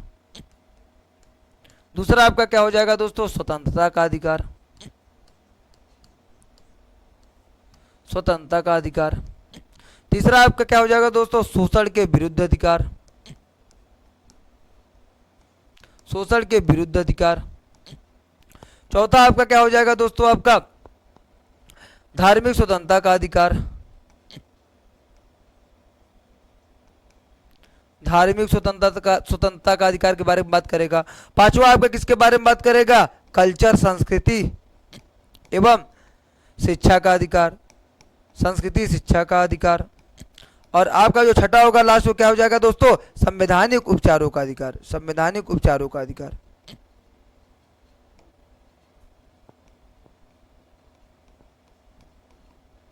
संवैधानिक उपचारों का अधिकार। आइए अब हम सबका आर्टिकल भी बता देते हैं दोस्तों। जो आपका समता या समानता का अधिकार है दोस्तों, ये किस आर्टिकल में है आपका? ये है आपका 14 से लेकर 18 तक। और जो आपका स्वतंत्रता है ये कितने पे है दोस्तों? 19 से लेकर 22 तक। और दोस्तों 22 से 23 और 24 में क्या है आपका? शोषण के विरुद्ध अधिकार। 25 से 28 क्या है दोस्तों? धार्मिक स्वतंत्रता का अधिकार। आपका जो संस्कृति शिक्षा का अधिकार है दोस्तों, वो कितने में है? 29 और 30 में है दोस्तों, 29 और 30 में है।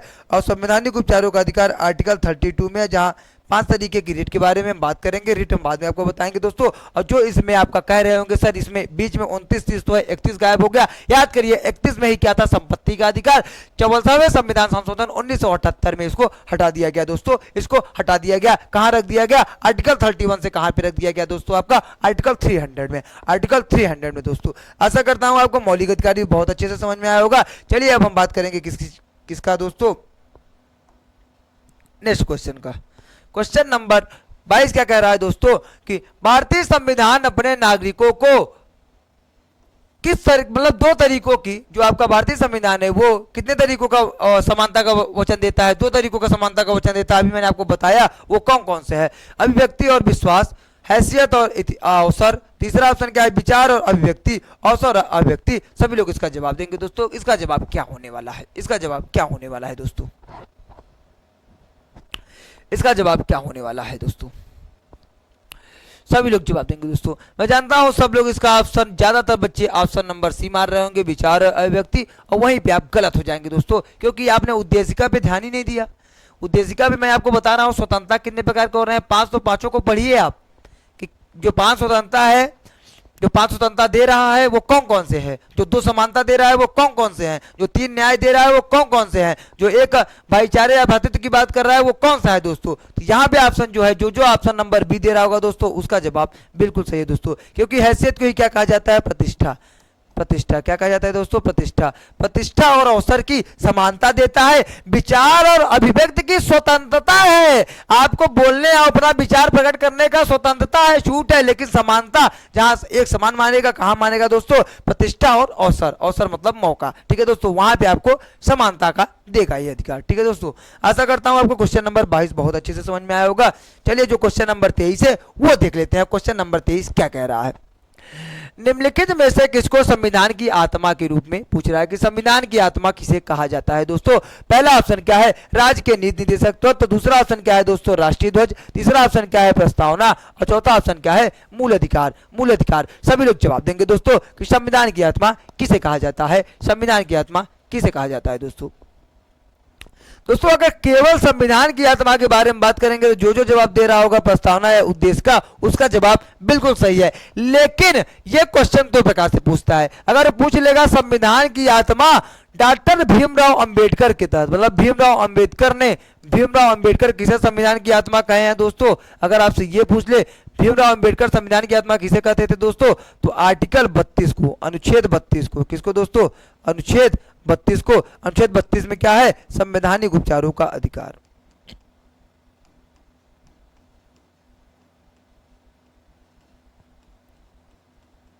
संवैधानिक उपचारों का अधिकार दोस्तों क्या है? संवैधानिक उपचारों का अधिकार, संवैधानिक उपचारों का अधिकार दोस्तों। ठीक है, आइए अब हम आगे देख लेते हैं दोस्तों। जो आपका दोस्तों ये राष्ट्रीय ध्वज है, इसे कब अपनाया गया था? तो इसको अपनाया गया था 22 जुलाई 1947 को दोस्तों। 22 जुलाई 1947 को राष्ट्रीय ध्वज को अपनाया जाता है दोस्तों। आइए अब हम देख लेते हैं किसने क्या कहा, किसको? आपके प्रस्तावना को। प्रस्तावना को किसने क्या कहा था? लेखक और प्रस्तावना को क्या कहा? जो के.एम. मुंशी थे दोस्तों, कन्हैया लाल, आपके जो मुंशी थे दोस्तों वो कन्हैया लाल माणिक्यलाल मुंशी आपको क्या कहते थे? प्रस्तावना या उद्देशिका को कि ये क्या है? राजनीतिक कुंडली है। क्या है दोस्तों? राजनीतिक कुंडली। और जो अर्नेस्ट बारकर था, अर्नेस्ट बारकर वो क्या कहता था? संविधान की कुंजी। प्रस्तावना या उद्देशिका को क्या कहता था दोस्तों? संविधान की कुंजी। और जो आपके ठाकुर दास भार्गव थे वो कहते थे क्या? संविधान की आत्मा। संविधान की आत्मा, संविधान की आत्मा दोस्तों। और जो आपके एन.ए. पालकी वाला था वो क्या कहता था? संविधान का पहचान पत्र, आइडेंटिटी कार्ड कहता था। किसको? प्रस्तावना या उद्देशिका को दोस्तों। आशा करता हूं ये आपको बहुत अच्छे से समझ में आया होगा। आइए अब हम आगे देखते हैं। क्वेश्चन नंबर 24 आपसे क्या कह रहा है प्यारे मित्रों? एक निर्वाचित संविधान सभा द्वारा भारत के संविधान का निर्माण करने का प्रस्ताव किया गया था। ठीक है दोस्तों, पहला ऑप्शन क्या है? साइमन कमीशन द्वारा। दूसरा ऑप्शन है भारत सरकार अधिनियम 1935 द्वारा।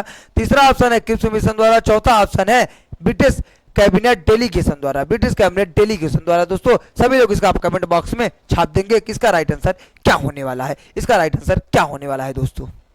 इसका राइट आंसर क्या होगा दोस्तों? अगर हम इसके आंसर के बारे में बात करेंगे दोस्तों तो याद करिए जो संविधान सभा की पहली बैठक होती है वहीं पे जो सदस्य रहते हैं उनको जो चुने जाते हैं 296 सदस्य, 292 आपके प्रांतों से और 4 आपके देश और 4 आपके चीफ कमिश्नर से दोस्तों। तो वहीं भी आप बता दिया जाता है कि 10 लाख पब्लिक में से एक सदस्य आएगा, एक सदस्य आएगा दोस्तों, एक सदस्य आएगा। तो ये कौन कहता है दोस्तों? Cabinet mission. कैबिनेट मिशन में ही ये बात हो जाती है।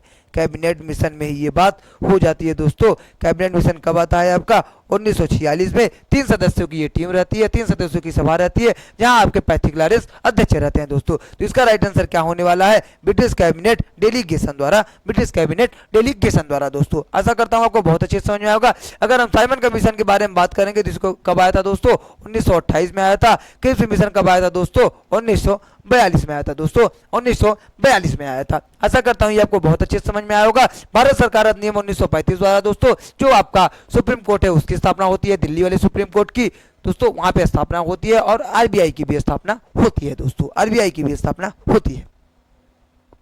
चलिए जो क्वेश्चन नंबर 25 है वो देखते हैं क्या कर रहा है। संविधान सभा के सम्मुख संविधान की प्रस्तावना को प्रस्ताव किसने रखा? क्या पूछ रहा है कि प्रस्तावना है या उद्देशिका को किसने पेश किया था, वही आपसे पूछ रहा है दोस्तों। पहला ऑप्शन है जवाहरलाल नेहरू, दूसरा ऑप्शन है भीमराव अंबेडकर, तीसरा ऑप्शन है बी.एन. राव, चौथा ऑप्शन है महात्मा गांधी। सभी लोग एकदम गोली की तरह इसका जवाब ठाक देंगे कि इसका राइट आंसर क्या होगा। ये मैं आपको 2-3 बार बता चुका हूं दोस्तों। याद करिए 13 दिसंबर 1946 वो तीसरी बैठक संविधान सभा की। याद करिए दोस्तों अस्थायी अध्यक्ष डॉक्टर राजेंद्र प्रसाद। याद करिए, आपको बहुत बेहतरीन तरीके से आप जवाब देंगे अगर याद आ गया दोस्तों आपको। तो जो इसका जवाब जवाहरलाल नेहरू दे रहा होगा दोस्तों आपका राइट आंसर ये है। बिल्कुल सही है, बिल्कुल अच्छे से जवाब दे रहे हैं, बिल्कुल अच्छे से छा गए हैं बच्चे, बहुत अच्छे दोस्तों। कमेंट एकदम गोली की तरह ये आंसर छाप रहे हैं दोस्तों। जो जवाहरलाल नेहरू छापा होगा उसका जवाब बिल्कुल सही है प्यारे मित्रों। प्रस्तावना को जो जवाहरलाल नेहरू ने कब पेश किया था? 13 दिसंबर 1946 में। कैसी बैठक थी? तीसरी बैठक में। तीसरी बैठक में, संविधान सभा की तीसरी बैठक में ये पेश करते हैं दोस्तों। और मैं बार बार बता रहा हूं इसको अपनाया कब गया था? 22 जनवरी 1947 को। 22 जनवरी 1947 को अपनाया गया था आपके उद्देशिका या प्रस्तावना को दोस्तों। जो बी.एन. राव थे दोस्तों ये कौन थे? संवैधानिक सलाहकार। संवैधानिक सलाहकार, संविधान के सलाहकार थे दोस्तों। संवैधानिक सलाहकार, संवैधानिक सलाहकार।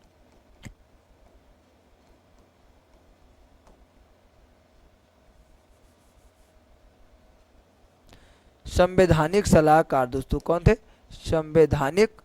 संवैधानिक सलाहकार थे कौन? BN राव दोस्तों, BN राव।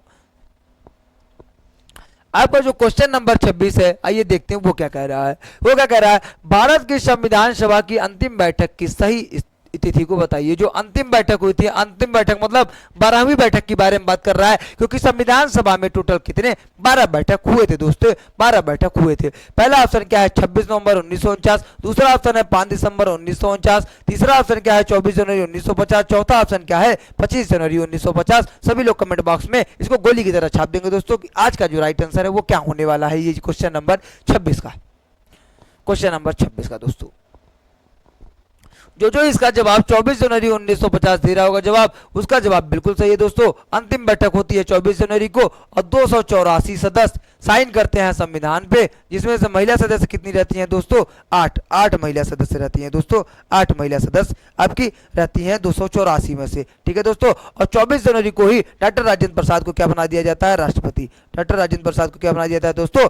राष्ट्रपति। डॉक्टर राजेंद्र प्रसाद को क्या बना दिया जाता है? राष्ट्रपति। और इसी समय आपका जो राष्ट्रगान है जनगण मनगढ़, चलो सभी लोग बताए जनगण मनगढ़ राष्ट्रगान के रचयिता कौन है? राष्ट्रगान कौन लिखा था दोस्तों? और जो आपका राष्ट्रगीत है क्या? वंदे मातरम दोस्तों, राष्ट्रगीत वंदे मातरम।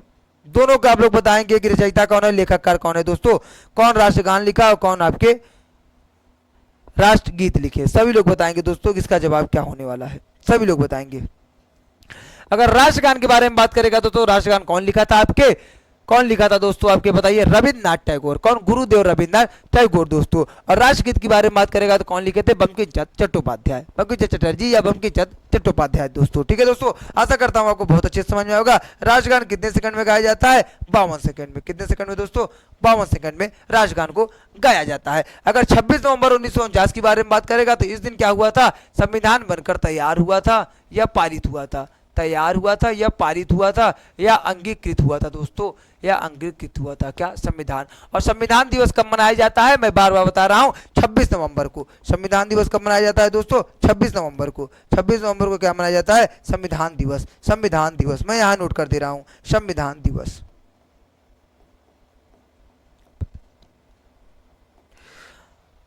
दोस्तों सब आपको समझ में आया होगा, सब आपको समझ में आ रहा होगा, सब आपको आगे भी समझ में आएगा। इसी प्रकार से पूरे क्वेश्चन को मैं कराऊंगा दोस्तों, एक एक क्वेश्चन का पोस्टमार्टम कराऊंगा। क्वेश्चन प्लस थ्योरी क्वेश्चन में ही कराया जाएगा दोस्तों, जितने भी थ्योरी हैं सब इसी में करा दिया जाएगा। चलिए क्वेश्चन नंबर 27 क्या कर रहा है? भारत के संविधान के निर्माण में संविधान सभा को कितना समय लगा? ये पूछ रहा है जो संविधान है उसको बनाने में कितना समय लगा था। पहला ऑप्शन क्या है? 2 वर्ष 11 माह 18 दिन, तीसरा ऑप्शन है 2 वर्ष 7 माह 25 दिन, तीसरा ऑप्शन है 3 वर्ष 4 माह 14 दिन, चौथा ऑप्शन है 3 वर्ष 11 माह 5 दिन। दोस्तों सबसे पहली बात तो मैं आपको बताया हूं कि लगभग 3 साल लगे थे। अगर लगभग के बारे में बात करेगा तो ऑप्शन नंबर 3 और 4 ऑटोमेटिक हट जाएंगे, छट जाएंगे, क्योंकि इसमें दोनों में 3 वर्ष से ज्यादा की बात कर रहा है। और मैं आपको क्या बताया हूं कि लगभग 3 वर्ष लगा था दोस्तों, लगभग 3 वर्ष लगा था। अगर हम बात करेंगे जो इसका राइट आंसर दे रहा होगा 2 वर्ष 11 महीने 18 दिन दोस्तों, उसका जवाब बिल्कुल सही है दोस्तों, उसका जवाब बिल्कुल सही है। लगभग 64 लाख रुपए लगे थे, लगभग 64 लाख रुपए लगे थे संविधान को बनाने में। कितने दोस्तों? 64 लाख रुपए लगभग लगे थे। आइए जो आज का नेक्स्ट क्वेश्चन है वो देखते हैं क्या कर रहा है। क्वेश्चन नंबर 28 क्या कर रहा है? भारतीय संविधान के निर्माण के समय संवैधानिक सलाहकार कौन था? संवैधानिक सलाहकार मैं आपको 2 बार बताया, वही क्वेश्चन आ गया। Doctor Bhimrao Ambedkar, doctor Rajendra Prasad, BN Rao और KM मुंशी दोस्तों, कन्हैया लाल माणिक्यलाल मुंशी। चारों ऑप्शन आपके सामने हैं, सभी लोग इसको गोली की तरह छापेंगे कि इसका राइट जवाब क्या होगा, इसका राइट आंसर क्या होगा दोस्तों। सभी लोग बताएंगे कि इसका जवाब क्या होगा दोस्तों, सभी लोग बताएंगे दोस्तों। जो इसका जवाब दे रहा होगा दोस्तों BN राव, उसका जवाब बिल्कुल सही है। संवैधानिक सलाहकार कौन थे? BN राव थे दोस्तों, BN राव थे। अगर डॉक्टर राजेंद्र प्रसाद के बारे में बात करेंगे दोस्तों तो इनको 24 जनवरी 1950 का देश का प्रथम राष्ट्रपति बना दिया जाता है दोस्तों, देश का प्रथम राष्ट्रपति बना दिया जाता है। अच्छा एक चीज और दोस्तों, संविधान के जनक के बारे में बात करेगा तो किसको कहा जाता है?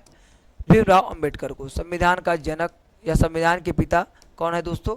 भीमराव अंबेडकर। संविधान के जनक, प्रारूप समिति के अध्यक्ष भीमराव अंबेडकर, ठीक है दोस्तों, भीमराव अंबेडकर और BN राव ये सब मिलके लगभग 60 देशों के संविधान को पढ़ के तब अपना मतलब आप कह सकते हैं कि जो आपका भारतीय संविधान है वो 60 देशों के संविधान को पढ़ के तब बनाया गया था दोस्तों, तब बनाया गया था, तब प्रारूप बनाया गया था। और प्रारूप सबसे पहले कौन बनाए थे आपको बातों बातों में बता रहा हूं, आप गौर नहीं करेंगे लेकिन गौर कर लीजिए दोस्तों, कौन? BN राव, BN राव दोस्तों। संविधान का पहला प्रारूप कौन बनाया था दोस्तों? BN राव। आइए जो नेक्स्ट क्वेश्चन है वो देखते हैं। भारतीय संविधान का प्रथम प्रारूप तैयार किया गया था दोस्तों, बताइए, मैं अभी पढ़ ही रहा हूं, आपको बता ही रहा हूं उसमें कॉन्सेप्ट में, तो नेक्स्ट क्वेश्चन भी यही आ गया। पहला ऑप्शन क्या है? भीमराव अंबेडकर, दूसरा ऑप्शन है BN राव, तीसरा ऑप्शन है क्या है? के संघानंद द्वारा, चौथा ऑप्शन क्या है? कन्हैया लाल माणिक्यलाल मुंशी द्वारा। सभी लोग इसका जवाब देंगे दोस्तों, सभी लोग एकदम छाप दीजिए, सभी लोग छाप दीजिए दोस्तों, सभी लोग दोस्तों, सभी लोग छाप देंगे। जो इसका जवाब दे रहा होगा दोस्तों भीमराव अंबेडकर, उसका जवाब बिल्कुल गलत है, उसका जवाब बिल्कुल गलत है, क्योंकि दोस्तों सर्वप्रथम पूछ रहा है आपसे, ये नहीं पूछ रहा है कि प्रारूप समिति के अध्यक्ष कौन थे। सबसे पहले कौन बनाया था दोस्तों? BN राव बनाए थे। लगभग ये सब कितने मिलकर 60 देशों का संविधान पढ़ के, 60 देशों का संविधान पढ़ के जो पहला प्रारूप बनाया था, किससे बनाया था? आपके बेनगल नरसिंह राव, ठीक है, बेनगल नरसिंह राव दोस्तों, BN राव द्वारा क्या बनाया गया था? पहला प्रारूप तैयार किया गया था। भीमराव अंबेडकर तो प्रारूप समिति के अध्यक्ष थे ना दोस्तों, क्या थे? प्रारूप समिति के अध्यक्ष थे। प्रारूप समिति के अध्यक्ष कौन है? भीमराव अंबेडकर।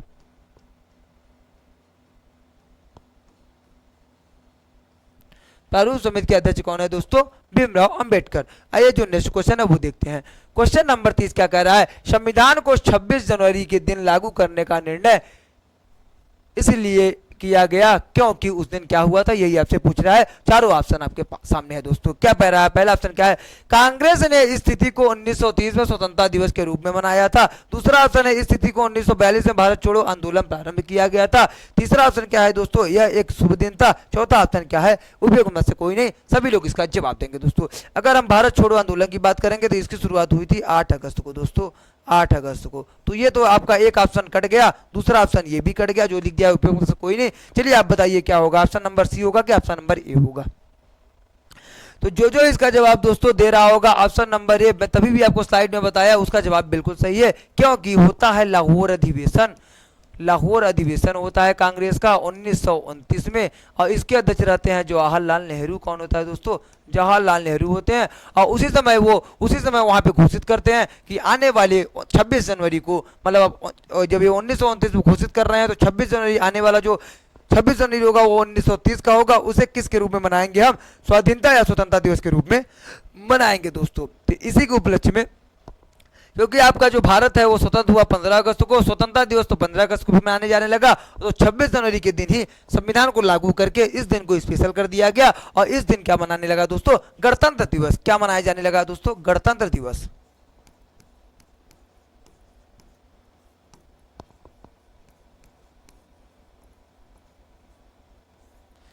क्या दोस्तों? गणतंत्र दिवस। चलिए आज का जो नेक्स्ट क्वेश्चन है वो देखते हैं। क्वेश्चन नंबर 31 क्या कह रहा है दोस्तों? आप लोग बने रहिए, अभी मैं बहुत अच्छी कहानी सुनाने वाला हूं, सभी लोग लास्ट तक बने रहिए दोस्तों। भारतीय संविधान दिवस कब मनाया जाता है? पहला ऑप्शन क्या है? 26 अक्टूबर, दूसरा ऑप्शन है 26 नवंबर, तीसरा ऑप्शन है 26 जनवरी, चौथा ऑप्शन है 15 अगस्त। सभी लोग इसका कमेंट बॉक्स में छाप देंगे कि इसका राइट आंसर क्या होगा दोस्तों। जो इसका जवाब दे रहा होगा 26 नवंबर, उसका जवाब बिल्कुल सही है दोस्तों। 26 जनवरी क्या मनाया जाता है? गणतंत्र दिवस मनाया जाता है दोस्तों, क्योंकि इस दिन संविधान को लागू किया गया था। और 15 अगस्त को क्या मनाया जाता है दोस्तों? स्वतंत्रता दिवस। क्या मनाया जाता है? स्वतंत्रता दिवस। स्वतंत्रता दिवस, स्वतंत्रता दिवस दोस्तों। सभी लोग हमको बताएं विश्व शिक्षक दिवस कब मनाया जाता है, कमेंट बॉक्स में बताएं। देखता हूं कौन कौन इसका जवाब देगा। राष्ट्रीय शिक्षक दिवस नहीं पूछ रहा हूं, विश्व शिक्षक दिवस पूछ रहा हूं आपसे, विश्व शिक्षक दिवस पूछ रहा हूं दोस्तों, सभी लोग बताएंगे। क्वेश्चन नंबर 32 आपसे क्या कह रहा है कि भीमराव अंबेडकर का संविधान सभा में निर्वाचन हुआ था। भीमराव अंबेडकर का कहां से हुआ था दोस्तों? कहां से हुआ था? सभी लोग बताएं। पहला ऑप्शन है पश्चिम बंगाल, दूसरा ऑप्शन है बंबई प्रेसिडेंसी, तीसरा ऑप्शन है तत्कालीन, चौथा ऑप्शन है पंजाब दोस्तों। सबसे पहले अगर हम बात करेंगे दोस्तों, इनका पहले था पश्चिम बंगाल के नीचे वाले एरिया में। जब बंटवारा होता है तो ये चले जाते हैं कहाँ? वो एरिया चला जाता है बांग्लादेश पाकिस्तान वाले में, आपका हो जाता है पूर्वी पाकिस्तान हो जाता है दोस्तों। तो वहां से इनको हटाकर आपको कहाँ? बंबई के, कहाँ दोस्तों? बंबई के पुणे वाले, जो पुणे वाला एरिया रहता है, वहां से इनका निर्वाचन किया जाता है दोस्तों। तो जो इसका राइट आंसर दे रहा होगा बंबई, उसका जवाब बिल्कुल सही है दोस्तों। सभी लोग बताएंगे हमें किसको ये हटाकर बने थे, किसको हटाकर ये बने थे, किसको हटाकर? तो जयकर को हटाकर ये बने थे दोस्तों। किसको? जयकर को हटाकर ये वहां के बने थे, क्या सदस्य निर्वाचित हुए थे दोस्तों, सदस्य निर्वाचित हुए थे दोस्तों। आशा करता हूं ये भी आपको बहुत अच्छे से समझ में आया होगा। चलिए क्वेश्चन नंबर 33 देखते हैं। क्वेश्चन नंबर 33 कह रहा है कि किसने कहा था संविधान सभा कांग्रेस थी और कांग्रेस भारत था। संविधान सभा कांग्रेस थी और कांग्रेस भारत था, किसने कहा था दोस्तों? आपका पहला ऑप्शन क्या है? ऑस्टिन, दूसरा ऑप्शन क्या है? आर एटली, तीसरा ऑप्शन क्या है? विंस्टन चर्चिल और चौथा ऑप्शन क्या है? Lord Mountbatten. सभी लोग इसका जवाब देंगे दोस्तों कि कौन क्या था दोस्तों। सभी लोग इसका जवाब देंगे कौन क्या था दोस्तों। दोस्तों जो इसका राइट आंसर है उसका राइट आंसर तो होगा ऑस्टिन। जो ऑस्टिन दे रहा होगा उसका जवाब बिल्कुल सही है दोस्तों। अगर लॉर्ड माउंटबेटन के बारे में बात करेंगे तो ये कौन थे? स्वतंत्र भारत के प्रथम वायसराय थे, या कह सकते हैं कि भारत के अंतिम गवर्नर जनरल भी थे। भारत के अंतिम वायसराय, अंतिम गवर्नर जनरल कौन था दोस्तों? लॉर्ड माउंटबेटन था। और जो भारत और पाकिस्तान अलग होता है वो माउंटबेटन योजना 1947 में आता है, उसी के तहत भारत और पाकिस्तान को अलग कर दिया जाता है दोस्तों। ये क्या है? स्वतंत्र भारत के प्रथम वायसराय, स्वतंत्र भारत के प्रथम वायसराय। अगर आपसे पूछ ले स्वतंत्र भारत के प्रथम भारतीय वायसराय या गवर्नर जनरल कौन था दोस्तों? तो सी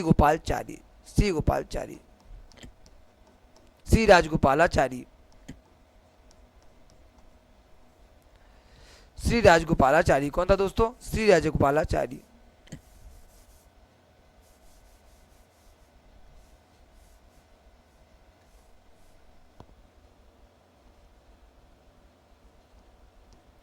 सी राजगोपालाचारी कौन था दोस्तों? सी राजगोपालाचारी। आशा करता हूँ बहुत अच्छे से समझ आएगा दोस्तों। विंस्टन चर्चिल के बारे में बात करेंगे तो ये उस समय प्रधानमंत्री था और यही गांधी जी को अर्धनंग फकीर कहता है दोस्तों। अर्धनंग फकीर कौन कहता है? विंस्टन चर्चिल ही कहता है दोस्तों। और अगर आपके बारे में बताएं, जो द्वितीय विश्व युद्ध हो रहा था उस समय ये इंग्लैंड का प्रधानमंत्री था दोस्तों। चलिए सचिव भी था दोस्तों। आज क्वेश्चन नंबर 34 देखते हैं क्या कह रहा है। संविधान सभा द्वारा स्थापित मौलिक अधिकारों और अल्पसंख्यकों हेतु सलाहकार समिति के अध्यक्ष कौन थे? क्या पूछ रहा है कि जो अल्पसंख्यकों और हेतु सलाहकार समिति थे उसके अध्यक्ष कौन है दोस्तों? मौलिक अधिकार और अल्पसंख्यक दोनों लग गए, तो इसका राइट आंसर क्या होगा? मौलिक अधिकार अगर अलग पूछता तो आप मारते जेबी कृपलानी, अल्पसंख्यक अगर अलग पूछता तो आप मारते एच.सी. मुखर्जी। अब आपके पास चारों ऑप्शन है, पंडित जवाहरलाल नेहरू, सरदार पटेल, श्री राव अम्बेडकर। सभी लोग इसका जवाब देंगे, किसका जवाब क्या होगा दोस्तों? भीमराव अम्बेडकर तो पहले ही कट गए, किसके थे? प्रारूप समिति के थे दोस्तों, प्रारूप समिति के थे। सभी लोग बताएं दोस्तों। जो इसका जवाब दे रहा होगा सरदार पटेल, उसका जवाब बिल्कुल सही है दोस्तों। ये किसके थे? तो ये संघ समिति के थे, ये संघ समिति के थे। जिस नाम में संघ लग जाए उसके कौन थे? पंडित जवाहरलाल नेहरू थे दोस्तों। ये इसके किसके थे? ये संवैधानिक सलाहकार समिति के थे, संवैधानिक सलाहकार समिति के थे।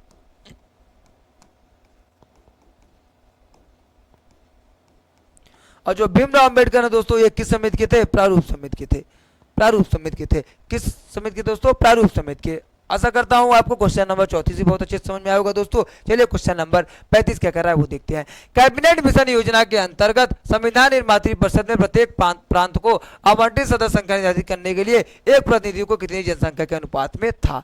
कितने जनसंख्या के अनुपात में था दोस्तों? सबसे पहले तो आपको बता दूं, ये पहले कौन कहता है? ये कैबिनेट मिशन में ही बात कह दी जाती है, कैबिनेट मिशन में ही बात कह दी जाती है कैसे निर्वाचन होगा दोस्तों।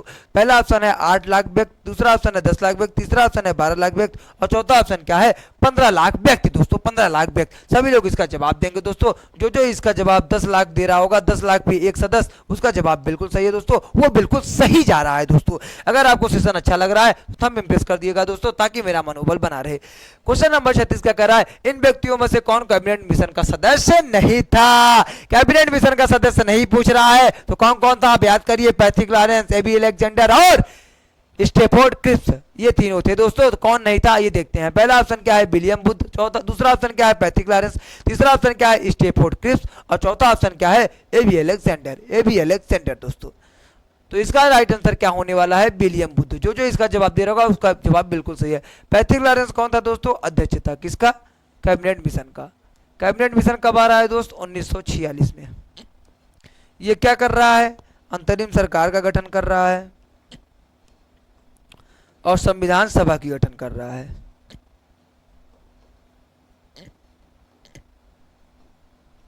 संविधान सभा की गठन कर रहा है दोस्तों। चलिए क्वेश्चन नंबर 37 क्या है वो देख लेते हैं। क्या कर रहा है, भारत के संविधान का प्रारूप तैयार करने वाली संविधान सभा के सदस्यों को किसके द्वारा चुना गया था, किसके द्वारा चुना गया था दोस्तों, आइए देखते हैं। आपका क्या कर रहा है, ब्रिटिश संसद द्वारा नामित किया गया था, गवर्नर जनरल द्वारा नामित किया गया था, विभिन्न प्रांतों की विधानसभा के द्वारा चुना गया था और भारतीय राष्ट्रीय कांग्रेस और मुस्लिम लीग द्वारा चुना गया था दोस्तों। इसका राइट आंसर क्या होने वाला है, सभी लोग एकदम छाप देंगे दोस्तों। जो इसका जवाब दे रहा होगा कि विभिन्न प्रांतों के विधानसभा द्वारा चुना गया था दोस्तों, 10 लाख पे एक सदस्य थे दोस्तों, याद करिए, मैं आपको बहुत अच्छे तरीके से बताया हूं, उसका जवाब बिल्कुल सही है दोस्तों। चलिए आज का जो नेक्स्ट क्वेश्चन है वो देखते हैं। क्वेश्चन नंबर 38 क्या कह रहा है, आ गया क्वेश्चन, अध्यक्ष से आ गया दोस्तों, तभी आया था फिर दोबारा आ गया। संविधान सभा के चुने हुए अस्थाई, अस्थाई पूछ रहा है, अस्थाई नहीं पूछ रहा है, अस्थाई अध्यक्ष कौन था दोस्तों, अस्थाई अध्यक्ष कौन था। पहला ऑप्शन क्या है, भीमराव अंबेडकर, दूसरा ऑप्शन है सच्चिदानंद सिन्हा, तीसरा ऑप्शन है राजेंद्र प्रसाद और चौथा ऑप्शन क्या है, एस राधाकृष्ण। एस राधाकृष्ण, सभी लोग इसका जवाब देंगे दोस्तों। इसका जवाब क्या होगा। अगर अस्थाई अध्यक्ष के बारे में बात करेंगे दोस्तों तो अस्थाई अध्यक्ष कौन था, डॉक्टर राजेंद्र प्रसाद, और अस्थाई के बारे में बात करेगा तो अस्थाई कौन थे दोस्तों, सच्चिदानंद सिन्हा, सच्चिदानंद सिन्हा। अगर आपसे पूछे कि उपाध्यक्ष कौन था, उपाध्यक्ष, तो उपाध्यक्ष कौन था दोस्तों, एच.सी. मुखर्जी। कौन था दोस्तों, एच.सी. मुखर्जी। ठीक है। अगर आपसे पूछे संवैधानिक सलाहकार कौन था तो बी.एन. राव, ये आपको नहीं भूलना है दोस्तों, बी.एन. राव। क्वेश्चन नंबर देखते हैं नेक्स्ट क्या कह रहा है, भारतीय संविधान की सभा की स्थापना कब की गई थी, भारतीय संविधान सभा की स्थापना कब की गई थी दोस्तों, सभी लोग इसका जवाब दीजिए। ये क्या कह रहा है, पहली बैठक के बारे में बात कर रहा है। पहला ऑप्शन क्या है, 10 जून 1946, दूसरा ऑप्शन है 9 दिसंबर 1946, तीसरा ऑप्शन है 26 नवंबर 1949 और चौथा ऑप्शन है 26 दिसंबर 1949। सभी लोग गोली की तरह छाप देंगे दोस्तों। इसका राइट आंसर क्या होने वाला है। जो इसका आंसर दे रहा होगा 9 दिसंबर 1946 दोस्तों, वो बिल्कुल सही बता रहा है। संविधान सभा की पहली बैठक होती है, कहां होती है, नई दिल्ली में। कहां होती है दोस्तों, नई दिल्ली में, नई दिल्ली में होती है दोस्तों, जहां पे अस्थायी अध्यक्ष सच्चिदानंद सिन्हा को बनाया जाता है दोस्तों। वहीं पे आपका 9 दिसंबर 1946 को संविधान सभा की पहली बैठक होती है। कितने सदस्य होते हैं दोस्तों, 389 सदस्य, 389 सदस्य। कितने दोस्तों, 389 सदस्य। 292 कहां से थे, प्रांतों से, 4 थे चीफ कमिश्नर से और 93 कहां से थे, देसी रियासत से दोस्तों। और देसी रियासत वाले मनोनीत हुआ करते थे। आज का जो 40 नंबर क्वेश्चन है, शायद ये लास्ट क्वेश्चन भी है। क्या कर रहा है, संपूर्ण राष्ट्रगान का वादन काल कितना है, राष्ट्रगान का समय कितना है, राष्ट्रगान कितने समय में या कितने सेकंड में गाया जाता है दोस्तों, वही पूछ रहा है। पहला ऑप्शन है 45, दूसरा ऑप्शन है 50, तीसरा ऑप्शन है 55, चौथा ऑप्शन है 52। सभी लोग इसका जवाब देंगे दोस्तों। इसका राइट आंसर क्या होगा। जो इसका जवाब दे रहा होगा 52 सेकंड दोस्तों, उसका जवाब बिल्कुल सही है। मैं आपको आज का एक प्रश्न देता हूं, सभी लोग देख के आएंगे उसका राइट आंसर क्या होगा। जैसे राष्ट्रगान का है 52 सेकंड, वैसे ही जो वंदे मातरम गाया जाता है राष्ट्रगीत, उसका कितना सेकंड है दोस्तों। जिसको अभी पता हो अभी कमेंट में बता दे, जिसको नहीं पता है वो पता करके जरूर आएगा। नहीं पता करके आएगा तो मैं अगले वाले नेक्स्ट वीडियो में आपको जरूर कराऊंगा दोस्तों, जरूर कराऊंगा।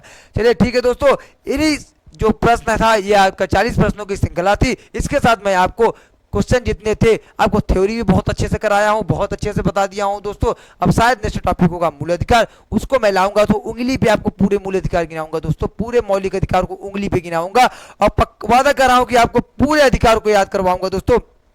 और दोस्तों वहां मैं बताऊंगा आपको जीवन जीने का अधिकार। आप जो आप कहते हैं कि बोलते हैं ना कि मैं संविधान कहता है कि मैं शादी कर सकता हूं किसी भी लड़की से, तो ये अधिकार आपको कौन सा आर्टिकल देता है, कौन सा अनुच्छेद देता है, मैं ये भी आपको बताऊंगा दोस्तों। मौलिक अधिकार में एक एक अधिकार को बताऊंगा, आप चिंता ना करिए दोस्तों। ठीक है दोस्तों, मिलते हैं आपको नए सेशन मौलिक अधिकार से, तब तक के लिए दोस्तों जय हिंद।